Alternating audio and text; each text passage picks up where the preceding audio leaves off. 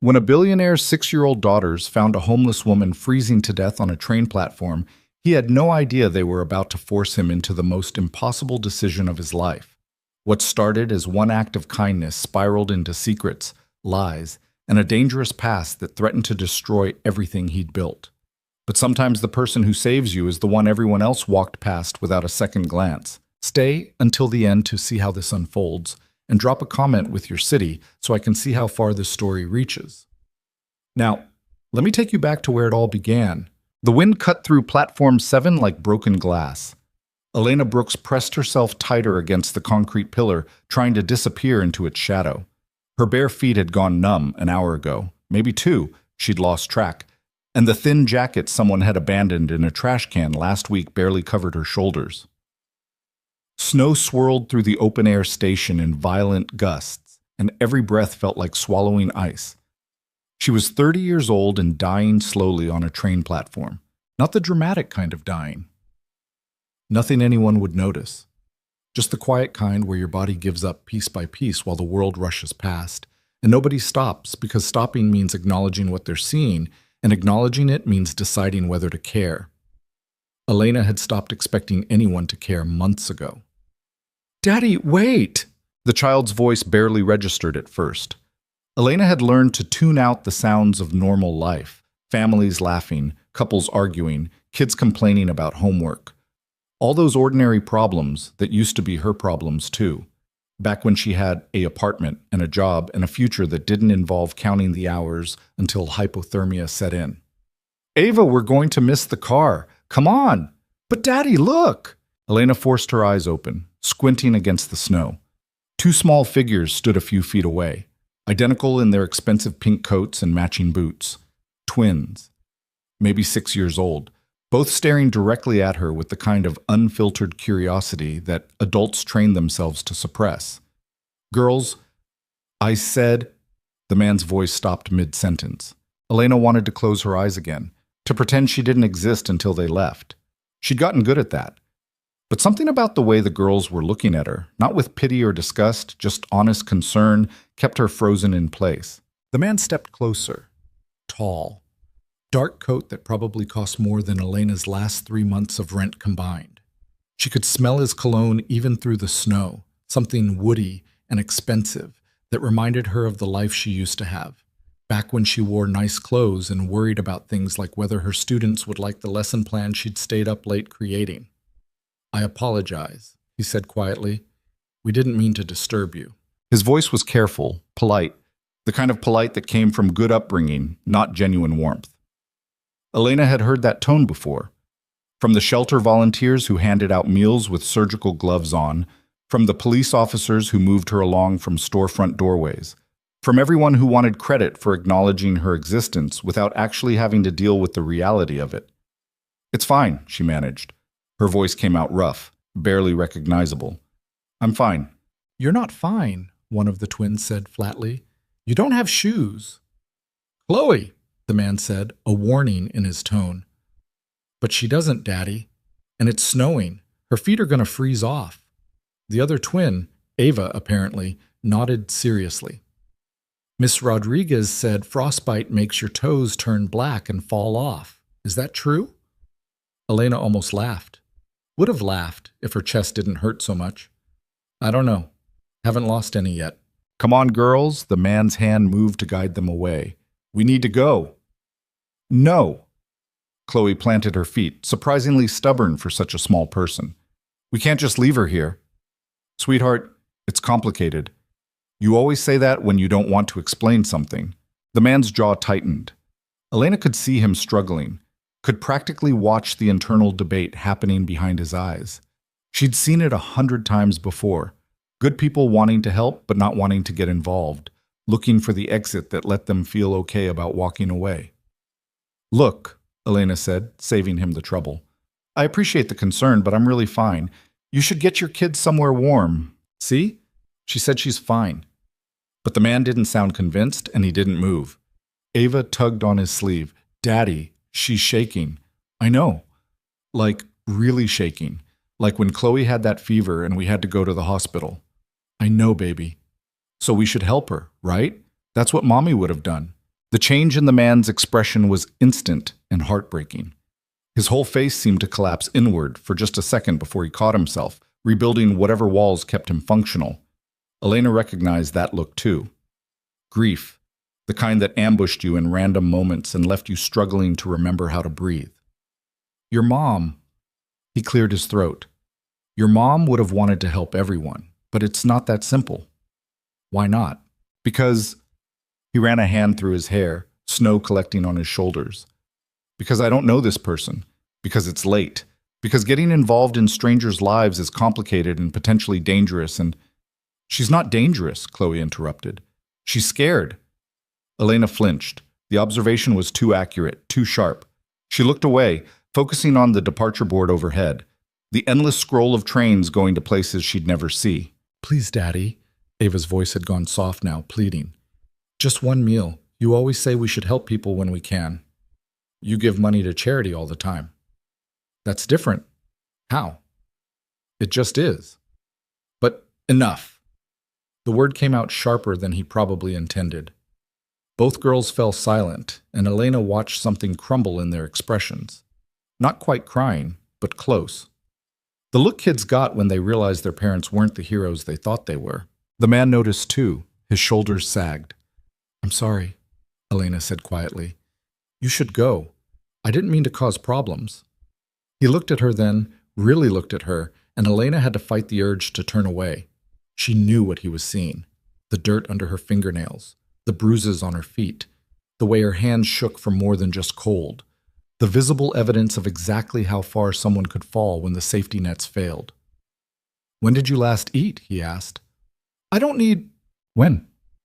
Elena's throat closed up. She tried to remember. Yesterday? The day before? The shelter had run out of dinner portions, and the soup kitchen near the library didn't open on Wednesdays, and someone had stolen her backpack with the granola bars she'd been rationing. A while, she admitted. The man pulled out his phone, typed something quickly. There's a car coming. It'll be here in 3 minutes. What? No, I can't. One meal, he said firmly. One warm meal, shower if you want it, and a safe place to sleep for the night. Tomorrow morning, I'll have my driver take you anywhere in the city you want to go. No strings, no expectations. Elena stared at him. Why? Because my daughters are right. He glanced down at the twins who were watching with barely contained hope. And because I'm tired of explaining to them why we can't help people when we obviously can. I don't want charity. Good. I'm not offering charity. I'm offering basic human decency, which shouldn't be rare but apparently is. He checked his phone again. 2 minutes. You can refuse and stay here and I'll respect that choice. But I'm asking you to accept. The twins looked up at her with identical expressions of desperate optimism. Elena had survived the last 4 months by trusting no one, by keeping her head down and her expectations lower, by understanding that people who offered help usually wanted something in return, and whatever they wanted was never worth the price. But she was so cold, so hungry, so tired of fighting just to make it through another night. Just tonight, she heard herself say. Just one night. Chloe grabbed her sister's hand, grinning. Ava looked like she might cry from relief. The man just nodded. Okay. A black SUV pulled up to the curb, sleek and expensive and completely out of place in Elena's world. The driver stepped out, took one look at her, and kept his expression perfectly neutral, professional, paid to not react. Mr. Bennett, he said with a slight nod. Bennett. So that was the man's name. Thank you, Marcus. Nathan Bennett opened the back door, ushering his daughters inside. They scrambled in, making room on the heated leather seats. Elena stood frozen on the platform. This was insane. Getting into a stranger's car, going to his house, every survival instinct she'd developed screamed that this was how horror stories started. But she was already living a horror story. At least this one came with heated seats. She climbed in. The door closed behind her, sealing out the wind and snow and the platform that had been her bedroom for the past week. The sudden warmth made her skin prickle painfully as circulation tried to return to her frozen limbs.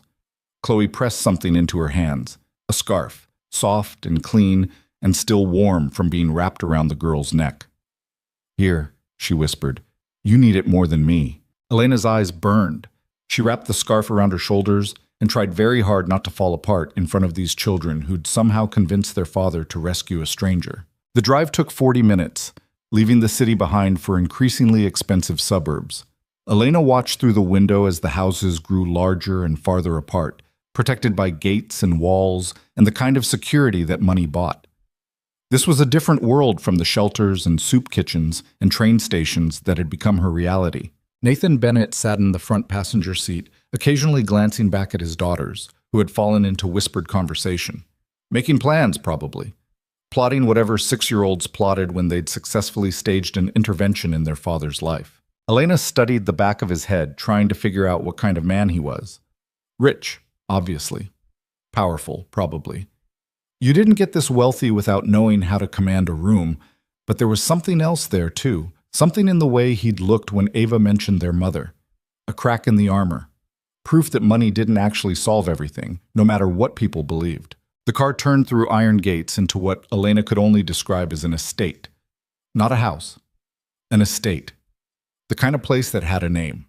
3 stories of stone and windows, lit up against the night sky like something from a movie. "Holy shit," she breathed, then immediately clapped a hand over her mouth. "Sorry, I didn't mean the girls. We've heard worse," Ava said matter-of-factly. "Daddy said the F word when he dropped his laptop in the pool." Ava: "You did, and then you said it again when you realized it wasn't backed up." Nathan sighed. "Can we not?" The car stopped in front of the main entrance. Marcus opened the doors, and the twins tumbled out, grabbing Elena's hands before she could change her mind about this entire situation. "Come on," Chloe urged. "Mrs. Chen probably made dinner already. She always makes extra." Elena let herself be pulled toward the entrance, acutely aware of how she must look against the backdrop of this place. Homeless, dirty, completely out of her depth. The front door opened before they reached it. An older Asian woman appeared, took one look at Elena, and her expression shifted through surprise, concern, and finally settled on something that looked almost like approval. "Mr. Bennett," she said carefully, "I wasn't aware we were expecting a guest." "Last-minute decision, Mrs. Chen. This is—" He paused, and Elena realized he'd never actually asked her name. "Elena," she supplied quietly. "Elena Brooks. Ms. Brooks will be staying in the guest house tonight. She'll need a shower, clean clothes, and dinner. Can you arrange that?" If Mrs. Chen had opinions about homeless strangers appearing at dinner time, she kept them to herself. "Of course. Girls, why don't you show Ms. Brooks to the guest cottage while I prepare a room?" "Can we eat together?" Chloe asked. "All of us?" Nathan hesitated.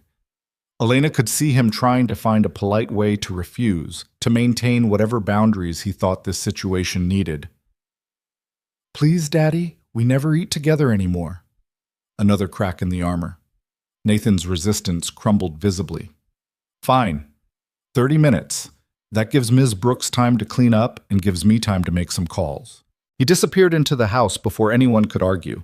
Mrs. Chen gave Elena a look that was hard to read. Not quite sympathy, not quite suspicion. Something in between. "This way," she said gently. "The guest cottage is around back." The twins led the way through grounds that seemed to go on forever. Gardens, even in winter. A swimming pool covered for the season. What looked like a tennis court in the distance. Elena had never felt more out of place in her life. The guest cottage turned out to be larger than the apartment she'd lost. 2 bedrooms, a full kitchen, bathroom with a shower that probably cost more than she used to make in a month. Everything clean and modern and completely untouched. "No one stayed here in over a year," Mrs. Chen said, reading Elena's expression. "Not since—" She stopped herself. "I'll bring clothes and toiletries. Take your time." She left, and Elena stood in the middle of the cottage, still wearing Chloe's scarf, still not entirely sure this wasn't some kind of elaborate dream brought on by hypothermia. The shower was almost painful at first, the hot water shocking against skin that had forgotten what warmth felt like. Elena stood under the spray until it ran clear, washing away weeks of grime and shame and exhaustion. Someone had left expensive shampoo, conditioner, body wash, the kind of luxuries that felt obscene when you'd been using hand soap in public restroom sinks. When she finally emerged, wrapped in a towel softer than anything she'd owned in months, she found clothes laid out on the bed. Jeans, a sweater, socks, even underwear still in the package, all in approximately her size. Mrs. Chen worked fast. Elena dressed slowly, her hands shaking again, but this time from emotion rather than cold. When was the last time she'd worn clean clothes that fit? When was the last time she'd felt human? A knock at the door. "Ms. Brooks, dinner is ready." The walk back to the main house felt surreal. Elena followed Mrs. Chen through a side entrance, down a hallway lined with artwork that was probably worth more than Elena would earn in a lifetime, into a dining room that could seat 20 but was set for 4. The twins were already there, freshly washed and changed into pajamas, bouncing in their seats with barely contained energy. Nathan stood by the window, phone still in hand, looking like a man who'd made a decision he wasn't entirely comfortable with, but planned to see through anyway. "Sit anywhere," he said without looking up. Mrs. Chen made pot roast. Elena chose a seat, feeling like an imposter. The table was set with actual china, crystal glasses, silver that caught the light. This wasn't how normal people ate dinner. This was how rich people performed the ritual of eating. Mrs. Chen brought out food: pot roast, mashed potatoes, roasted vegetables, bread that was still steaming, enough to feed twice this many people. Elena's stomach cramped at the sight of it. "Dig in," Nathan said, finally pocketing his phone. The twins didn't need to be told twice. They grabbed serving spoons and started loading their plates with the efficiency of children who'd been taught proper table manners, but hadn't quite mastered portion control. Elena moved slower, taking small amounts of everything, trying not to look desperate even though she wanted to grab the entire pot and run. The first bite nearly made her cry. Real food, hot food, food that wasn't stale bread or watered-down soup or whatever she could find in dumpsters behind restaurants. "It's good, right?" Ava said. "Mrs. Chen makes the best pot roast ever." "It's amazing," Elena managed. "Thank you." She ate carefully, forcing herself to go slow, even though every instinct screamed to eat as much as possible as fast as possible before someone took it away. That was the thing about hunger. It made you frantic animal, stripped away all the civilized layers until you were just a body that needed fuel. "So," Nathan said after a long silence, "how long have you been out there?" Elena's fork paused halfway to her mouth. "Does it matter?" "I'm just trying to understand the situation." "The situation is I was homeless and cold and your daughters were kind enough to notice. That's all you need to understand. That's not—" "Daddy's bad at conversations," Chloe interrupted. "He always asks questions like a lawyer." "I am a lawyer," Nathan pointed out. "See? Told you." Despite everything, Elena felt her mouth twitch toward a smile. The twins had a way of cutting through tension without even trying. "I wasn't always like this," she found herself saying. "I had a job, an apartment, a normal life." "What happened?" Ava asked. "Ava, that's rude," Nathan started. "It's okay." Elena set down her fork, appetite fading despite the hunger still gnawing at her. "I was engaged. He made some bad choices. Really bad choices. Gambling first, then worse things to try to cover the gambling debts. He used my credit, my name, forged my signature on loans. By the time I figured out what was happening, I was buried in debt I didn't create, and he was gone." "Gone?" Chloe's eyes were wide. "Just disappeared one day. Left me with everything, the debts, the angry collectors, the police questions. I tried to fix it. Hired a lawyer, filed reports, did everything right. But proving you're a victim of financial fraud takes time, and meanwhile the bills keep coming. Lost my apartment, lost my job when the school found out about the police investigation. They said it was a budget cut, but we all knew. Lost everything."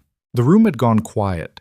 Even the twins had stopped eating, staring at her with something that looked like understanding far beyond their years. "That's not fair," Ava said finally. "No," Elena agreed. "It's not." Nathan was watching her with an expression she couldn't read. "You filed a police report?" "For all the good it did. Victor was smart, covered his tracks well, and I looked like either an accomplice or an idiot, depending on who you asked." "Victor Hale?" Elena's head snapped up. "How do you—" "I know the name. His father used to run in certain business circles before the SEC came calling. Apple didn't fall far from that tree, apparently." Nathan's jaw tightened. "You're not an idiot. And you're not an accomplice. You're a victim of someone who knew exactly how to exploit trust." Something in Elena's chest cracked at the matter-of-fact way he said it. No judgment, no doubt, just certainty. Well, she said quietly, victim or not, I still ended up on that platform. But now you're here, Chloe pointed out. So it's better. For tonight, anyway. Why just tonight? Ava frowned. You could stay longer. Ava, Nathan warned, but we have the whole guest house, and it's just sitting there empty. And Elena's nice. You've known her for 2 hours. So? We knew Mrs. Chen was nice in 2 hours, and she's been here forever. That's different. How? Nathan looked like he was seriously reconsidering this entire evening. It just is. You always say that when you don't have a good answer. I'm starting to regret teaching you critical thinking skills. Elena watched the exchange with something like wonder. When was the last time she'd seen a family that actually talked to each other? That argued and teased and functioned like people who genuinely cared?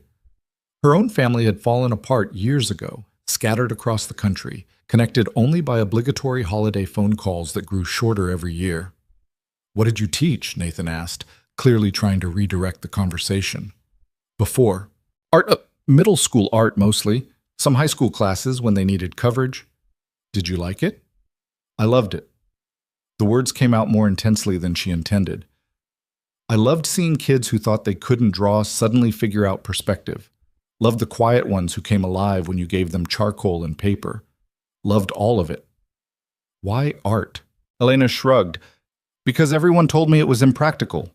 Because my parents wanted me to be an accountant or a nurse or something useful. Because making something beautiful from nothing felt like magic, and I wanted to share that magic. That's cool, Chloe said. We do art in school, but our teacher mostly just gives us worksheets to color. That's not art, Elena said automatically. That's just following directions. That's what I said, Chloe looked triumphant. But Miss Anderson says I have attitude problems. Shocking, Nathan muttered. They finished dinner in more comfortable silence. The twins asked Elena questions about the kinds of art she'd taught, and Elena found herself relaxing despite everything, talking about techniques and projects and the kid who'd accidentally glued his hand to a sculpture and panicked until she'd calmly explained how to use warm water to dissolve the bond. Mrs. Chen cleared the plates and brought out dessert, chocolate cake that made the twins cheer and made Elena's heart hurt, because this was normal for them, this abundance, while she'd been eating food bank donations and calling it lucky. Can Elena put us to bed? Ava asked as they finished. You always just say goodnight from the door. Nathan flinched. That's not... I don't just... You kind of do, Daddy. He looked at Elena, something complicated in his expression. You don't have to. I don't mind, Elena said, surprising herself. If it's okay. Please. Both twins turned identical pleading eyes on their father. Fine. But after that, straight to sleep, no negotiating. We never negotiate, Chloe said innocently. You're negotiating right now. The twins' bedroom turned out to be 2 separate rooms connected by a shared bathroom, each decorated in explosions of pink and purple that somehow worked. Stuffed animals covered every surface. Art supplies spilled out of bins. Books stacked on shelves and nightstands in the floor. Sorry it's messy, Ava said, though she didn't sound particularly sorry. Mrs. Chen says we're tornado. Tornadoes, Elena corrected automatically. Plural.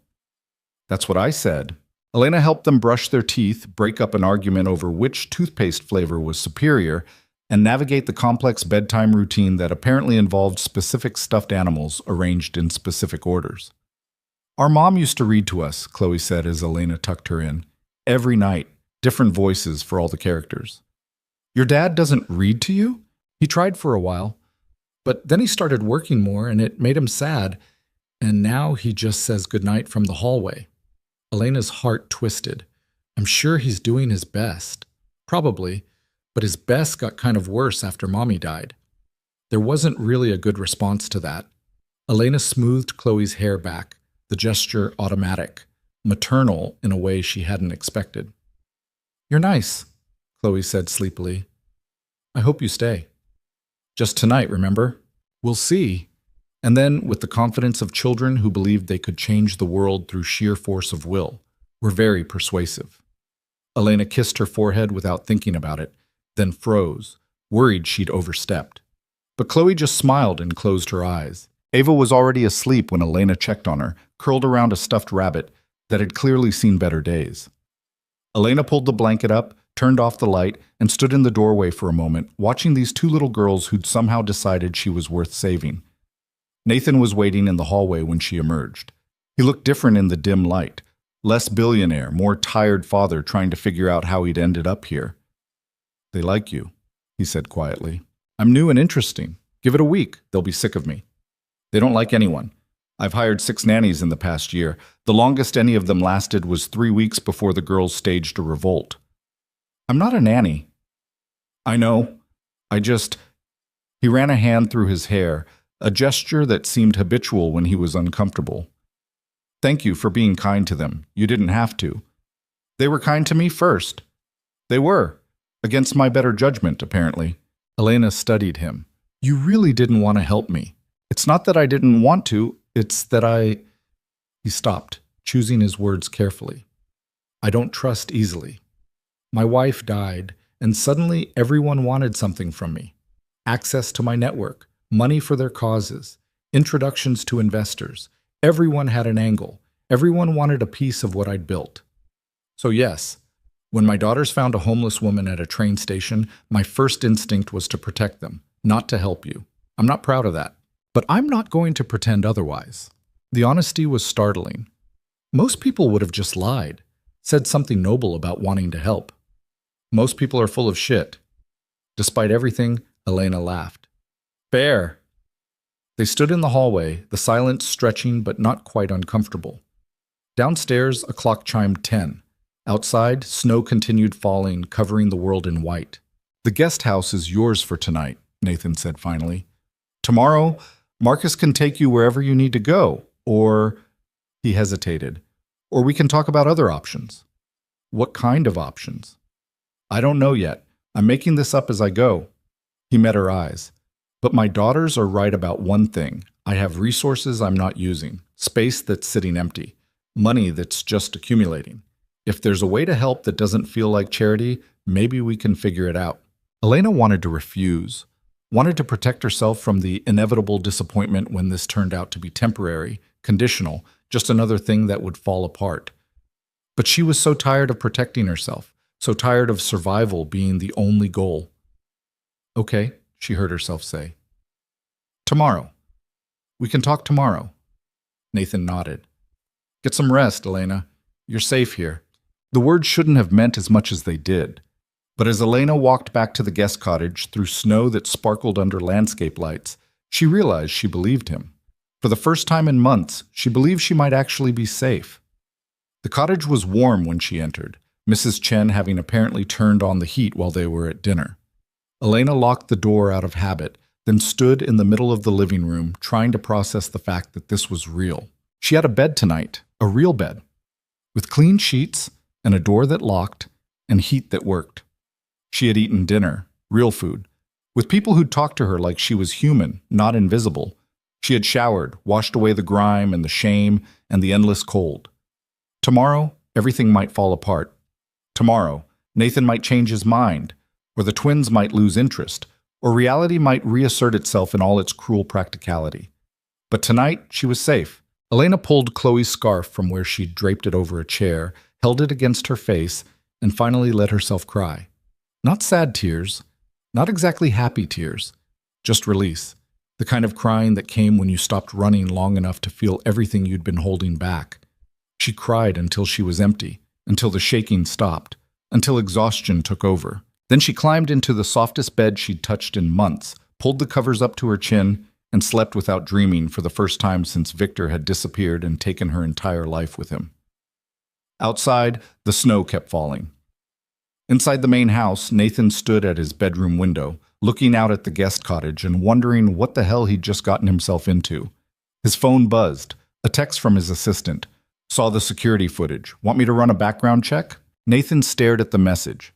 The smart thing would be to say yes. To protect his daughters, his home, his carefully controlled life. To make sure Elena Brooks was exactly who she claimed to be before letting her anywhere near his family. But he'd spent 2 years being smart, 2 years being careful, 2 years building walls and vetting everyone and trusting no one. And his daughters had become hollow versions of themselves in the process. He deleted the message without responding. Tomorrow would bring complications. Tomorrow would require decisions and plans and all the careful thinking he'd built his fortune on. But tonight, 2 little girls were sleeping peacefully for the first time in months. And that, Nathan decided, was enough.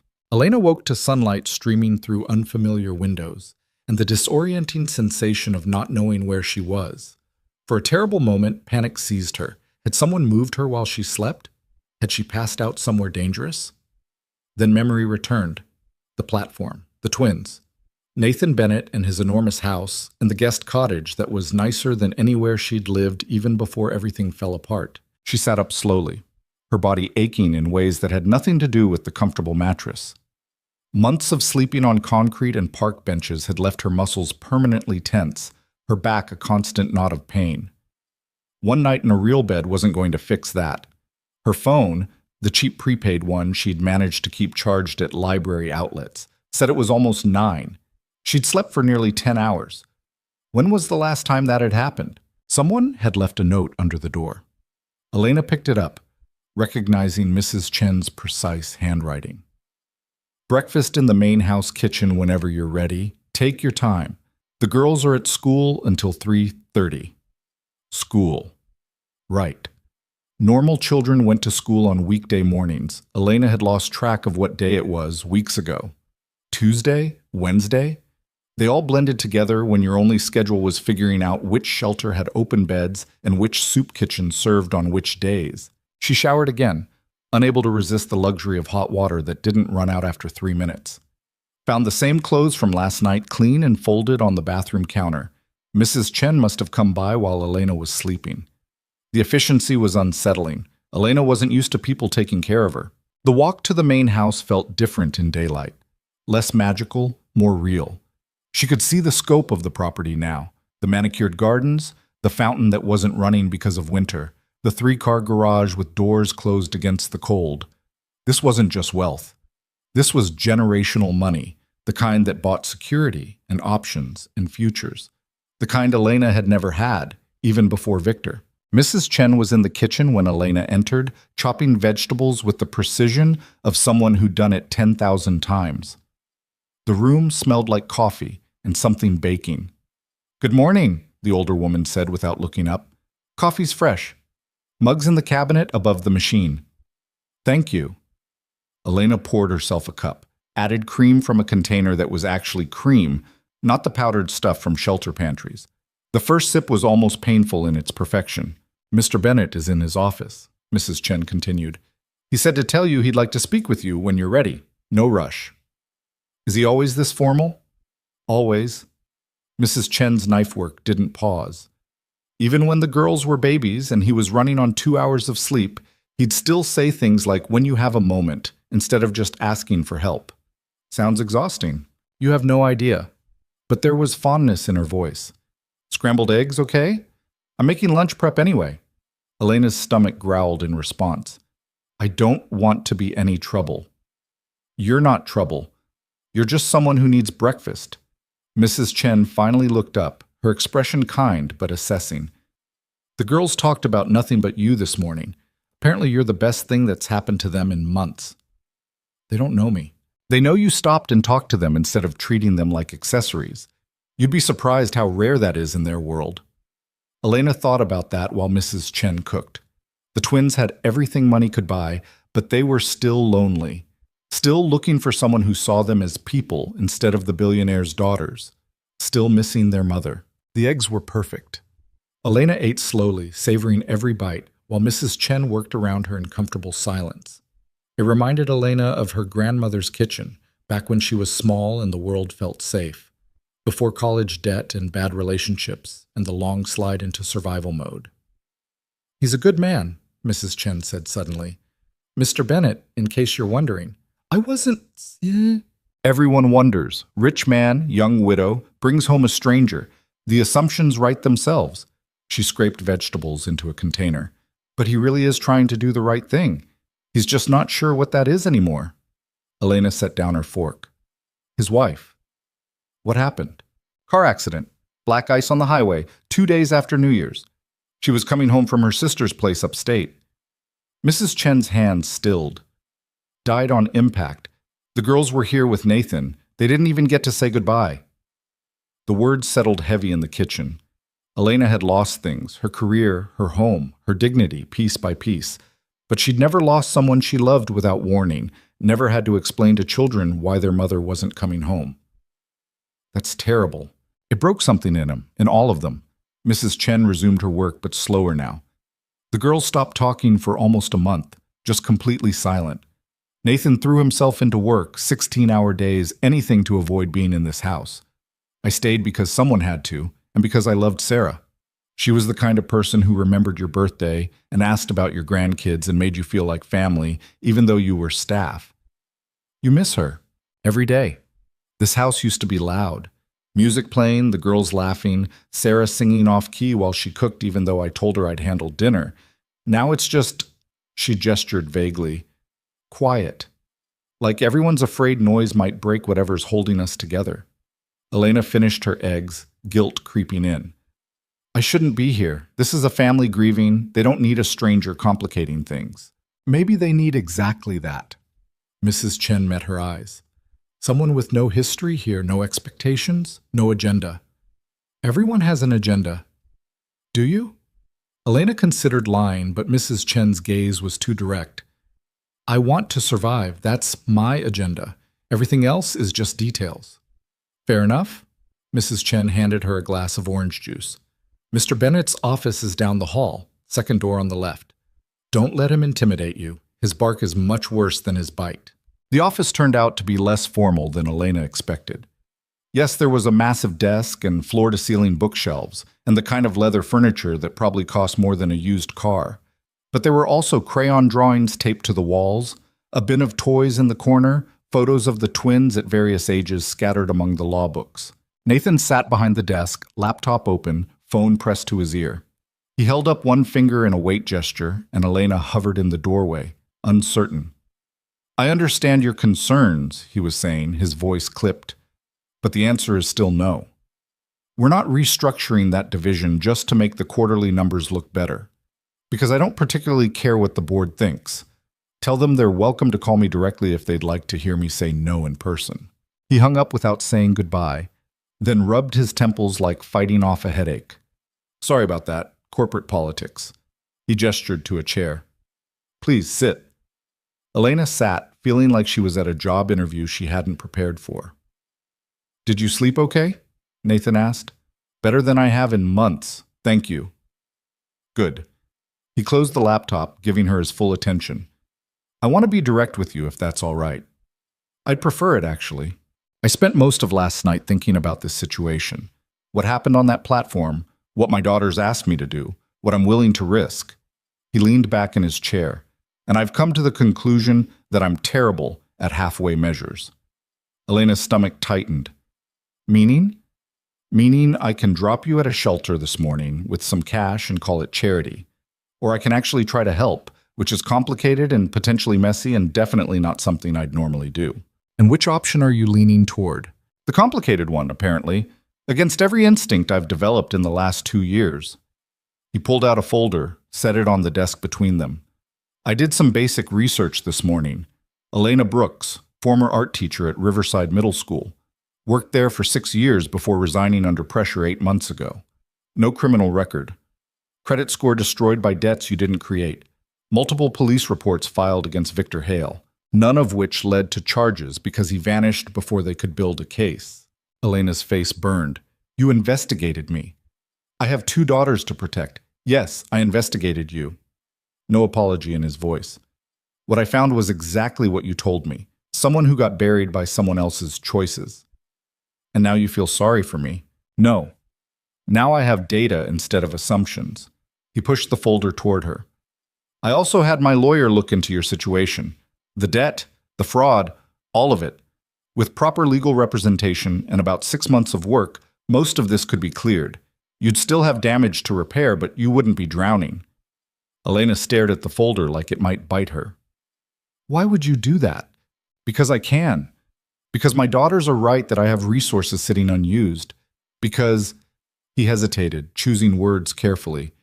Because watching you with them last night reminded me that there are still good people in the world who've just had terrible luck. And maybe helping one of them isn't the worst thing I could do. You don't know I'm good people. You know what I told you and what's in that folder. That's not the same thing. True, but I'm willing to take the risk. Why? Nathan was quiet for a long moment. When Sarah died, everyone wanted to help. Meals appeared, cards piled up. People offered money, time, connections, everything except the one thing I actually needed. Which was? Someone to tell me it was okay that I was failing, that grief doesn't follow rules, that good parents can completely fall apart, and it doesn't mean they're broken forever. He looked away, jaw tight. Instead, everyone told me how strong I was, how well I was handling it, how Sarah would be proud, and I wanted to scream at all of them that I wasn't handling it, I was drowning, and pretending otherwise was killing me. The honesty was startling. Elena hadn't expected this, a billionaire admitting weakness, acknowledging failure. Your daughters aren't drowning anymore, she said quietly. I saw them last night. They're sad, but they're not hollow. They were hollow 3 months ago, completely empty, and I didn't notice because I was too busy hiding in conference rooms and convincing myself that providing financially was the same as being present. He met her eyes again. You gave them something last night. Attention, kindness, the sense that someone actually saw them. I can't pay you for that, but I can offer you a way forward if you want it. What kind of offer? Live in the guest house, help with the girls, not as a nanny, but as someone who's there. Meals, homework, the daily chaos of 6-year-olds. In exchange, you get stability while my lawyer works on your legal situation. And once that's cleared, we'll help you get back on your feet. Job placement, references, whatever you need. It was too much. Too generous. Too good to be real. There's a catch, Elena said. There's always a catch. The catch is that you'd be living in my space, around my children, with access to my home. I need to trust you, which means you need to earn that trust. Any dishonesty, any hint that you're using this situation, I get thrown out on my ass, I understand. More than that, I protect my daughters above everything else. If I think for a second they're in danger, legal or otherwise, you're gone, and I'll use every resource I have to make sure you can't come back. I won't be nice about it. The threat should have scared her. Instead, it was almost reassuring. At least he was being honest about the stakes. How long? Elena asked. What?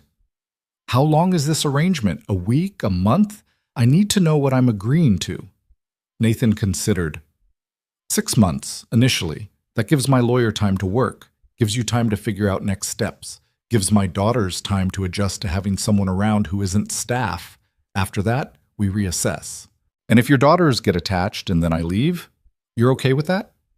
No, but they're already attached, and you've been here less than 24 hours. That ship has sailed. He almost smiled.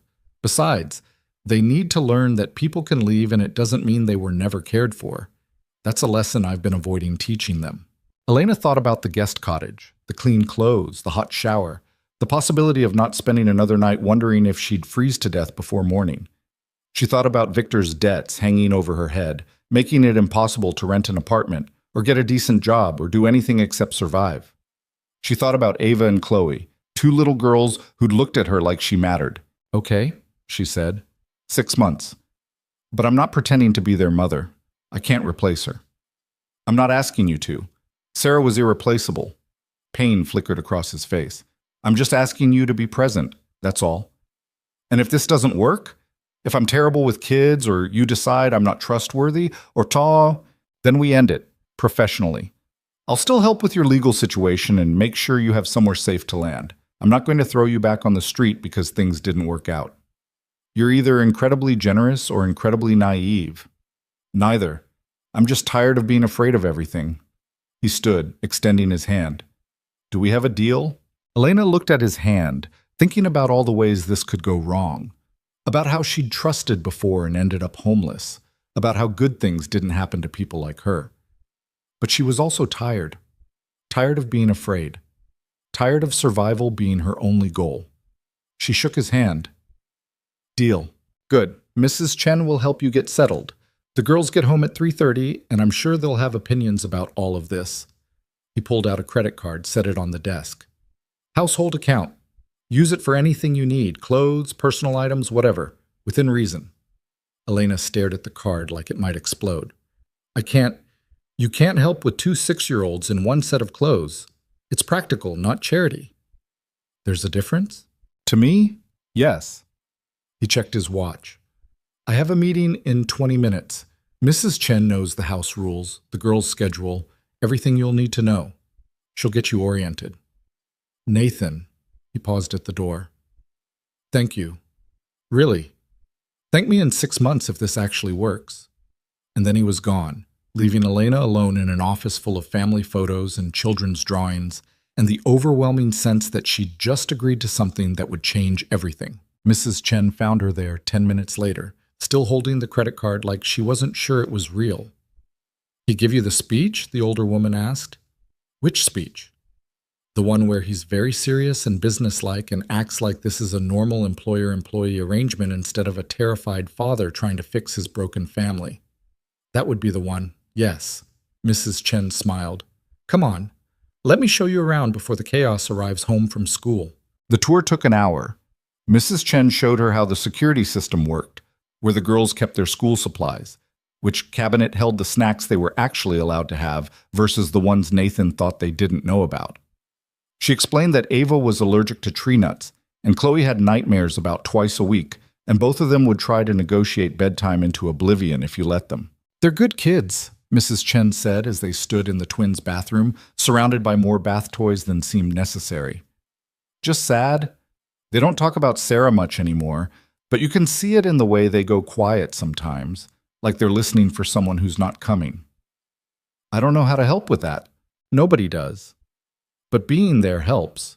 Not running away helps. She fixed Elena with a steady look. Sarah was my friend. For 10 years she was my friend. So I need to know, are you running from something or towards something? Honestly, I don't know anymore. Fair answer. Mrs. Chen headed for the stairs. One more thing. Nathan pretends he's fine. He'll work until midnight, skip meals, act like everything's under control. Don't believe him. He's barely holding it together, and he won't admit it until something breaks. I'm not here to fix him. No, but you're here to help with his kids, and they need him functional. So if you notice him falling apart, tell me. I can't make him listen, but I can try. Elena followed her back downstairs, processing the unexpected weight of responsibility settling on her shoulders. She'd agreed to help with 2 children. Somehow that had expanded to monitoring their father's mental health and navigating the aftermath of a family tragedy she had no training for. The front door burst open at exactly 3:30, and 2 small tornadoes blew into the house in a flurry of backpacks and winter coats and overlapping chatter. Mrs. Chen, Tyler said my drawing looked like a potato, but I was drawing a cat. That's not even the same thing. And then Miss Anderson made us write a whole page about why we shouldn't put glue in Samantha's hair, but Samantha started it. Both girls stopped mid-sentence when they saw Elena standing in the entryway. You're still here! Chloe dropped her backpack and ran straight into Elena's legs, wrapping her arms tight. Daddy said you might leave. He did? Elena shot a look at Mrs. Chen, who just shrugged. He said people sometimes need to go back to their lives, Ava said more cautiously, hanging back. But you don't have to go, right? You could stay. The hope in their voices was almost painful. I'm staying, Elena said, and watched both girls light up like she'd promised them Christmas in March. For a while anyway, your dad and I worked it out. We knew you would, Chloe grabbed her sister's hand. Ava, I told you. You didn't know. You just hoped really loud. Same thing. They dragged Elena toward the kitchen, talking over each other about their day at school, their friends, their teacher who gave too much homework and didn't understand that second graders needed more recess time. Normal kid complaints that felt absurdly precious after months of adult problems. Mrs. Chen provided snacks, apple slices, and cheese crackers, and the twins settled at the kitchen counter to do homework while Elena watched, unsure what her role was supposed to be. Can you help me with spelling? Ava asked, pushing a worksheet toward her. I'm bad at spelling. You're not bad at it. You just haven't learned all the rules yet. There's rules? So many rules. Some of them don't even make sense. Elena pulled up a stool. Show me what you're stuck on. They worked through the assignment together, Elena falling into teacher mode without thinking about it. explaining why some letters made different sounds in different words, helping Ava sound out the tricky ones, celebrating when she got 3 in a row correct. Chloe finished her math worksheet and immediately demanded attention for her art project. We're supposed to draw our family, but I don't know what to draw. Elena looked at the blank paper. What do you want to draw? I don't know. That's the problem. Okay, who's in your family? Me and Ava and Daddy and Mrs. Chen, kind of, and she hesitated. Do I have to draw Mommy? The question hung in the air. Mrs. Chen had gone very still at the stove. Do you want to draw her? Elena asked carefully. I don't know. Miss Anderson said family is who lives with you, but Mommy doesn't live with us anymore. She's dead. The matter-of-fact way she said it was somehow worse than if she'd cried. Family is more than who lives with you, Elena said. Family is people who love you, even if they're not here anymore. So I can draw Mommy, even though she's gone? If you want to. Or you can draw just the people who are here now, or both. It's your picture. You get to decide what family means to you. Chloe thought about that, then picked up a crayon and started drawing. Elena watched her add stick figures to the paper. 2 small ones, 1 tall one, 1 medium one that might have been Mrs. Chen. Then she added another figure off to the side, separate from the others. A woman with long hair and a big smile. That's Mommy, Chloe said quietly. She's not with us, but she's still family. Is that okay? Elena's throat tightened. That's perfect. Ava leaned over to look. You made her pretty. She was pretty, remember? Not really. My brain keeps forgetting what she looked like. The girls looked at each other with identical expressions of sadness, so profound it hurt to witness. That's normal, Elena said, even though nothing about this was normal. Sometimes our brains do that. But you have pictures, right? You can look at those when you want to remember. Daddy put them all away, Ava said. He said they made him too sad. Elena made a mental note to talk to Nathan about that. Kids needed to remember. Hiding the evidence didn't make the grief disappear. Well, she said instead, tell me something you do remember. Anything. Ava scrunched up her face, thinking. She made really good pancakes, like really, really good, with chocolate chips. And she sang in the car, Chloe added, really loud, even when the songs were bad. She let us jump on the bed sometimes when Daddy wasn't home. And she always knew when we were sad, even if we didn't say anything. They kept going, memories spilling out like they'd been waiting for permission. Elena listened, adding comments that kept them talking, helping them build a picture of their mother from fragments. Mrs. Chen caught her eye from across the kitchen and nodded slightly. Approval, maybe? Or just acknowledgement that Elena hadn't completely screwed up her first real interaction with the girls. Nathan came home at 6:30, looking tired in a way that went deeper than physical exhaustion. He loosened his tie as he walked into the kitchen, and both girls immediately ran to him. Daddy, Elena helped me with spelling, and I got them all right. And she said it's okay to draw Mommy in my family picture even though she's gone. Nathan's expression froze for just a second before he recovered. That's good. I'm glad. But Elena could see the tension in his shoulders, the way his smile didn't quite reach his eyes. Talking about Sarah clearly cost him something. How was work? She asked, giving him an out. Long, frustrating, the usual. He set his briefcase down. Have you 3 been okay? We've been great, Chloe said. Elena knows a lot about art and she's funny, and she didn't get mad when I spilled juice on the counter. It was barely a spill, Elena said, more like a light splash. It was definitely a spill, but a small one.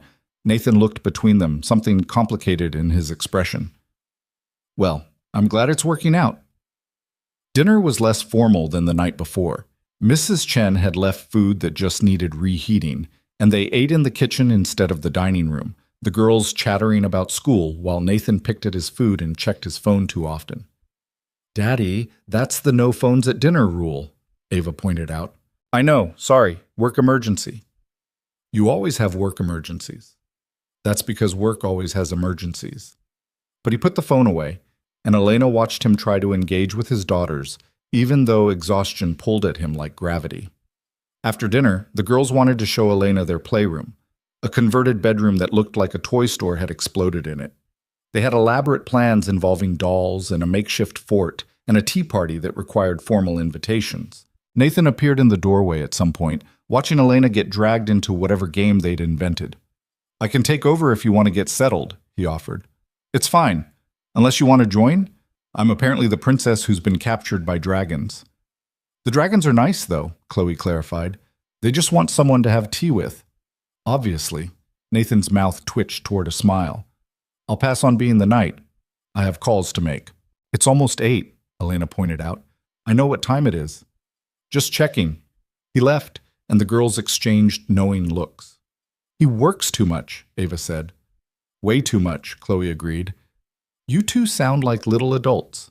Mrs. Chen says we had to grow up fast." Ava handed Elena a plastic teacup. "She says it's not fair, but it is what it is." Elena sipped imaginary tea and thought about children who had to grow up fast, and fathers who worked instead of grieving, and families held together by routine instead of joy. The twins went to bed easier than she expected. Baths, pajamas, toothbrushing accomplished with minimal negotiation. But when she tried to say goodnight and leave, Chloe grabbed her hand. "Can you stay? Just until we fall asleep?" Elena looked at their faces, at the hope and fear mixed there. "Yeah, I can stay." She sat on the floor between their beds, listening to their breathing slow and even out. Moonlight came through the windows, casting shadows that danced on the walls. She thought about how quiet the mansion was compared to the train station, how different her life had become in less than 48 hours. When both girls were fully asleep, Elena stood carefully and headed for the door. Nathan was standing in the hallway. "How long have you been there?" she whispered. "Long enough." He looked past her at his sleeping daughters.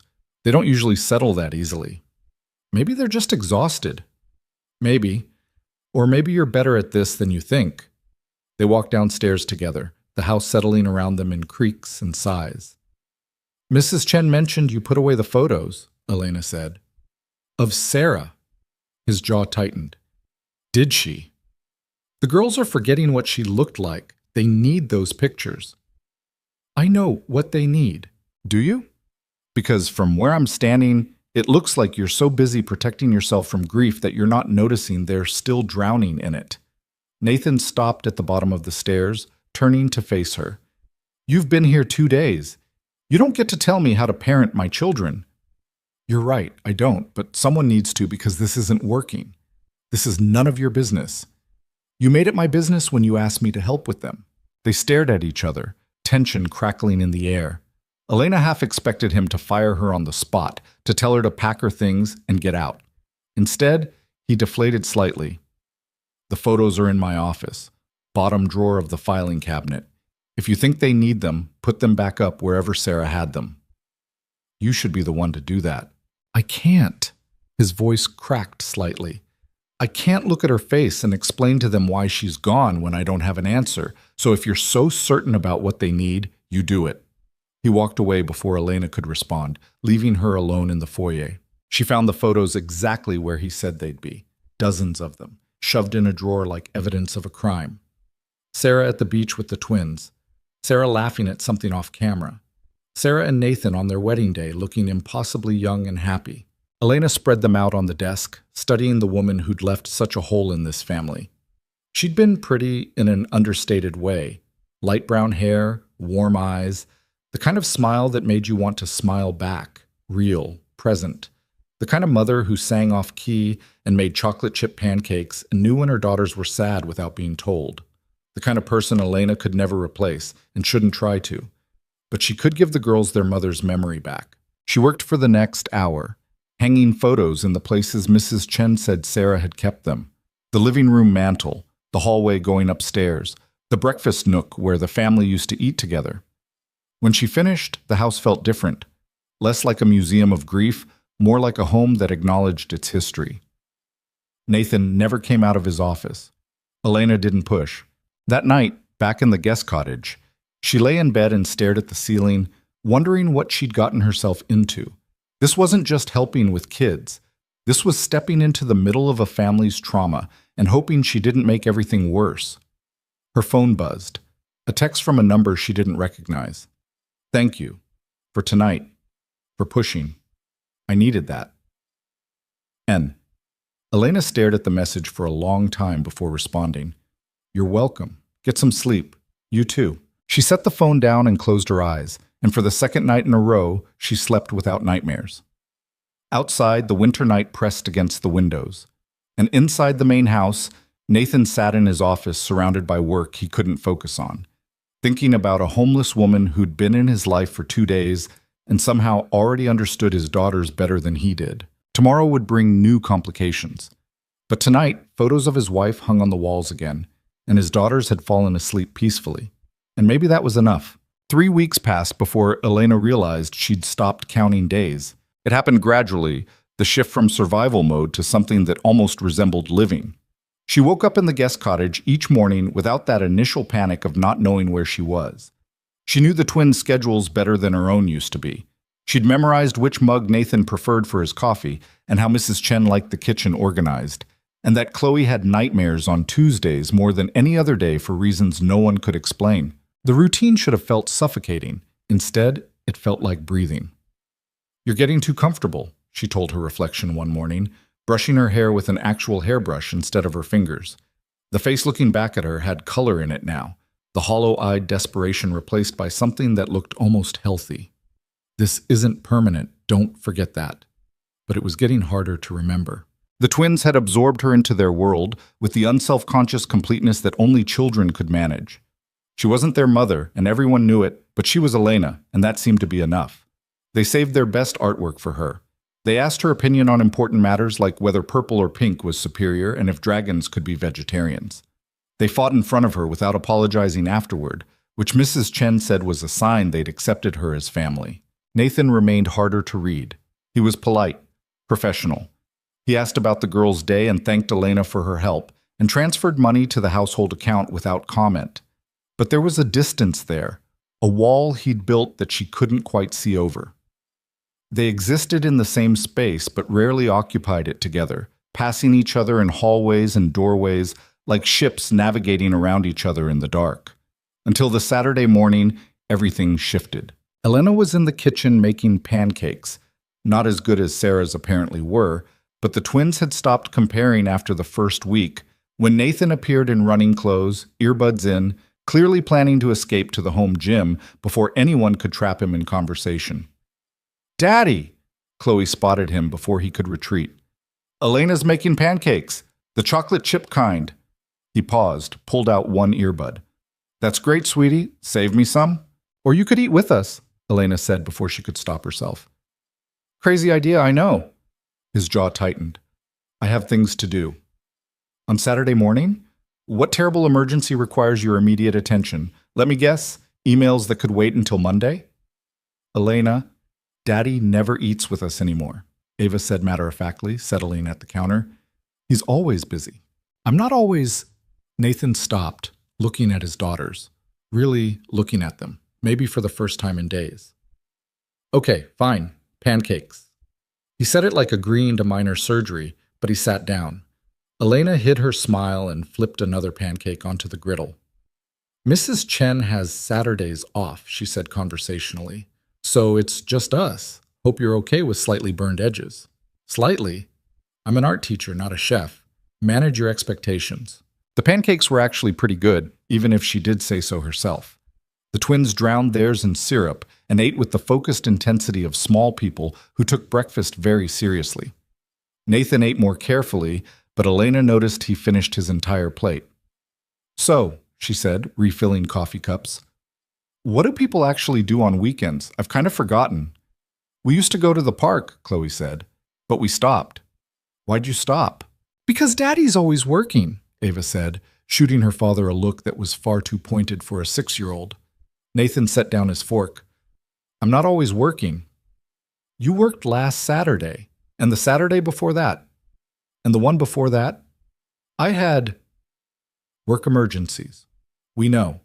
Chloe rolled her eyes in a way that suggested she'd learned it from someone. "You always have work emergencies." Elena watched Nathan struggle with the truth of that statement. She should probably stay out of it. This was between him and his daughters, but watching him try to justify abandoning his kids to conference calls was making her irrationally angry. "The park sounds nice," she said. "We should go." It's February, Nathan pointed out. It's freezing. They have coats. You have coats. I finally have a coat that doesn't have holes in it. We're covered. Elena, unless you actually do have a work emergency, like a real one, not just emails you're using to avoid being present. His eyes flashed. You're out of line. Probably. But someone needs to be. She stood, started clearing plates. The girls want to go to the park. You're their father. Either come with us or explain to them why work is more important. The silence that followed was sharp enough to cut. The twins watched their father with identical expressions of hope mixed with resignation, like they expected disappointment but couldn't quite stop wanting more. Nathan exhaled slowly. Give me 10 minutes to change. Both girls erupted in surprise celebration, and Elena caught the look on Nathan's face, guilt and relief and something that might have been gratitude if he'd let himself feel it. 20 minutes later, they piled into Nathan's SUV. The twins argued about music choices while Elena sat in the passenger seat, wondering if she'd pushed too hard. Nathan drove in silence, his jaw still tight. I'm sorry, she said quietly, under the cover of the girls' chatter. That was out of line. It was. But I'm not wrong. No, you're not wrong. He kept his eyes on the road. I just don't know how to do this anymore. Be present. Be the dad they need. Everything feels like I'm faking it. So fake it. They're 6. They can't tell the difference between genuine and good enough. That's terrible advice. It's realistic advice. You don't have to be perfect. You just have to show up. He didn't respond, but his grip on the steering wheel loosened slightly. The park was mostly empty, too cold for the usual weekend crowds. The twins ran straight for the playground equipment, their breath visible in the freezing air. Elena and Nathan followed more slowly, hands shoved in pockets, maintaining careful distance. When's the last time you were here? Elena asked. Before Sarah died, she used to bring them every Saturday. He watched his daughters climb the jungle gym with the focus of mountaineers. She'd pack snacks and sit on that bench over there and let them run wild for hours. Said it was good for them to just be kids without structure. Sounds like she was smart. She was. About everything. Especially about them. His voice went rough. I keep thinking I should know what to do. I'm their father. I should have instincts about this, but I don't. I just have panic and bad decisions and the constant fear that I'm screwing them up permanently. Elena studied his profile, the tension in his shoulders. You want to know a secret? What?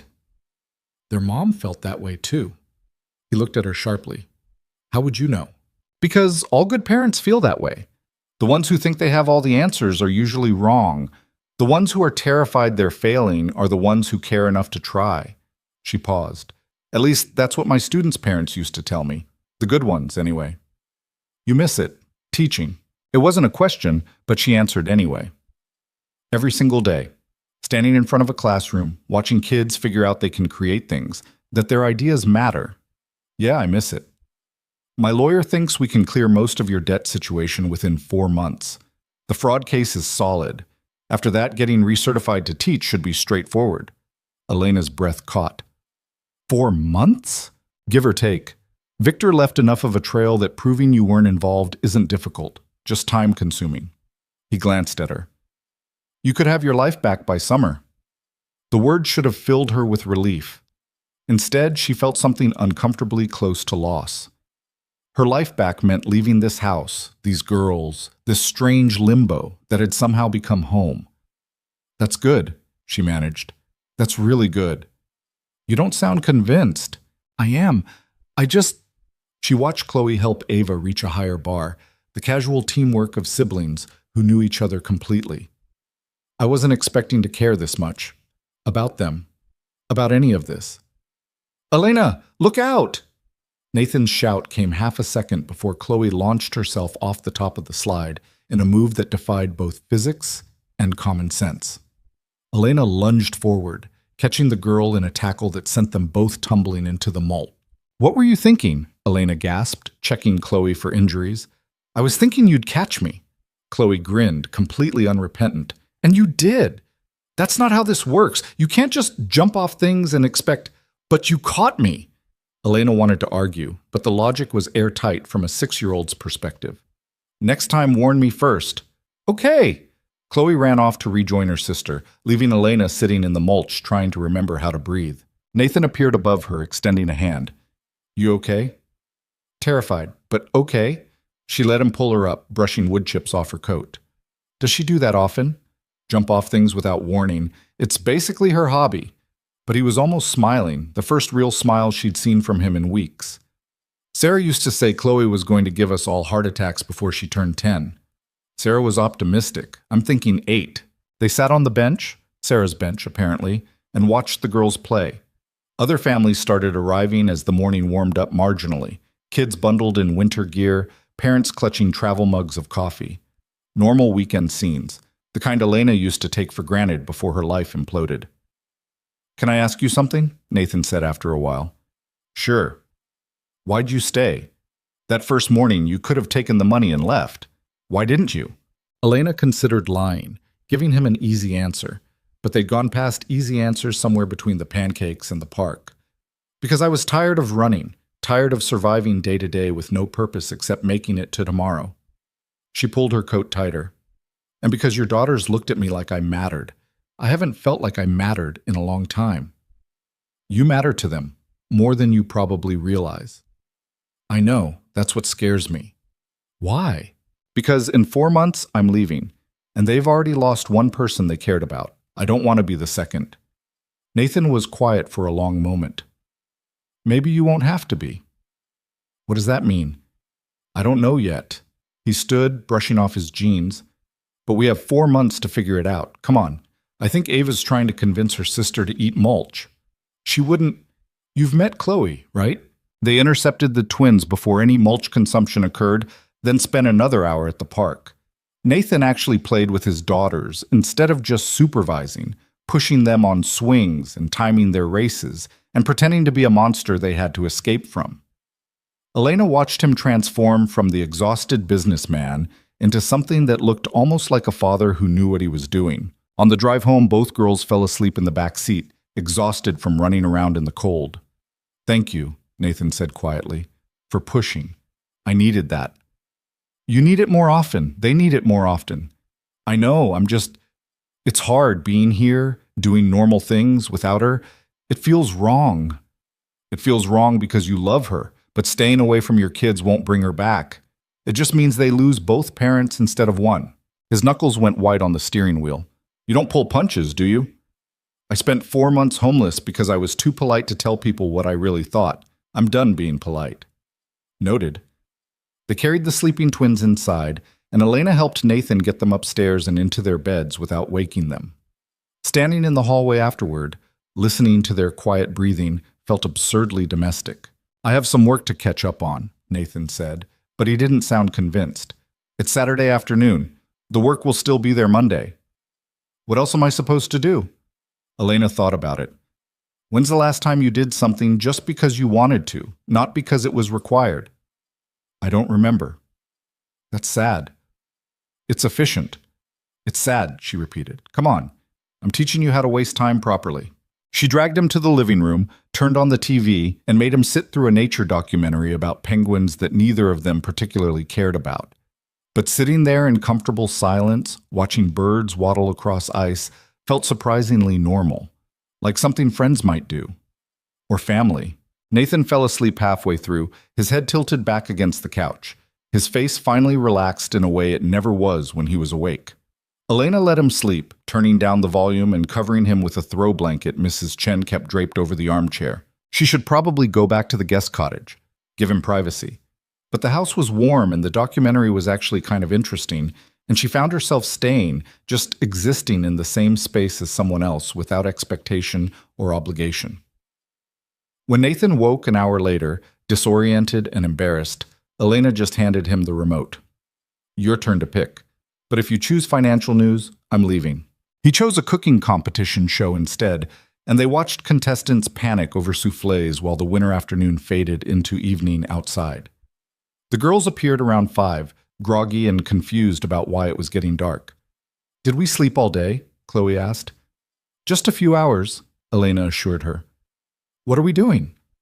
Watching people fail at cooking. Can we fail at cooking too? Absolutely not, Nathan said. I've seen what happens when you two have access to the kitchen unsupervised. That was one time. You flooded the entire first floor. We were making a cake. With the garden hose? Elena looked between them. I need this story. The girls launched into an explanation that involved a misunderstanding about what water the batter meant. And Nathan added commentary that made Elena laugh so hard she couldn't breathe. By the time they ordered pizza for dinner, Mrs. Chen's night off meant no one was cooking. The house felt lighter than it had in weeks. They ate in the living room instead of the dining room, the twins sitting on the floor and getting crumbs everywhere while some animated movie played in the background. Nathan didn't check his phone once. Elena didn't think about her temporary status or the guest cottage or the fact that this wasn't really her life. For a few hours, they were just people sharing space and pizza and bad jokes. And it was enough. Later that night, after the girls were in bed and Nathan had retreated to his office, Elena walked back to the guest cottage under stars that were actually visible this far from the city. Her phone buzzed with a text from a number she'd been ignoring for days. Victor, I know where you are. We need to talk. Her blood went cold. She stood in the middle of the dark driveway, staring at words that threatened to destroy everything she'd built. 3 more texts followed in rapid succession. You think you can hide in some rich guy's house? I need money. You owe me. Call me or I'm showing up there. Your choice. Elena's hands shook. She should tell Nathan. Should show him the texts and let him handle it with lawyers and restraining orders and all the resources he had at his disposal. But the thought of bringing Victor's chaos into this house, of contaminating the fragile peace they'd found, made her physically ill. She deleted the text without responding and turned off her phone. It was a temporary solution, she knew that. Victor wouldn't go away just because she ignored him, but tonight she needed to pretend everything was fine for just a little bit longer. The cottage felt emptier than usual when she entered. She locked the door, checked it twice, then pulled all the curtains closed even though there was nothing to see but gardens and darkness. Sleep didn't come easily. Every sound outside made her jump, wind in the trees, an animal rustling through the bushes, the house settling. She kept seeing Victor's face, hearing his voice, remembering the way he used to manipulate her into believing his problems were her responsibility. She'd been so stupid, so trusting, so convinced that love meant sacrifice and supporting your partner even when they made questionable choices. By the time dawn broke, Elena had made a decision. She'd figure this out herself. Fix it before it became a problem. Victor wanted money? She'd find a way to give him enough to disappear again, and this time she wouldn't care where he went or what happened to him. She just needed to keep him away from the twins. From Nathan. From this fragile thing they were building together. At breakfast, Nathan noticed something was wrong immediately. You okay? You look exhausted. Didn't sleep great. Not a lie. Bad dreams. About? The usual. Being homeless again. Losing everything. You know, light comedy stuff. He studied her with an expression she couldn't read. You know you're safe here, right? That's not going to happen. Right. Of course. She poured coffee with hands that shook slightly. Just my brain being dramatic. The twins appeared and breakfast became the usual chaos of cereal negotiations and lost homework and someone's shoe going missing. Elena let the noise wash over her, using it as cover for the panic churning in her stomach. Elena? Ava was looking at her with concern. Are you sad? No, sweetie. Just tired. You look sad. Kids saw too much. Noticed things adults tried to hide. I'm okay, promise. But Ava didn't look convinced, and neither did Nathan. The day passed in a blur. Elena went through the motions, helping with homework, making snacks, pretending everything was normal, while her mind raced through possibilities.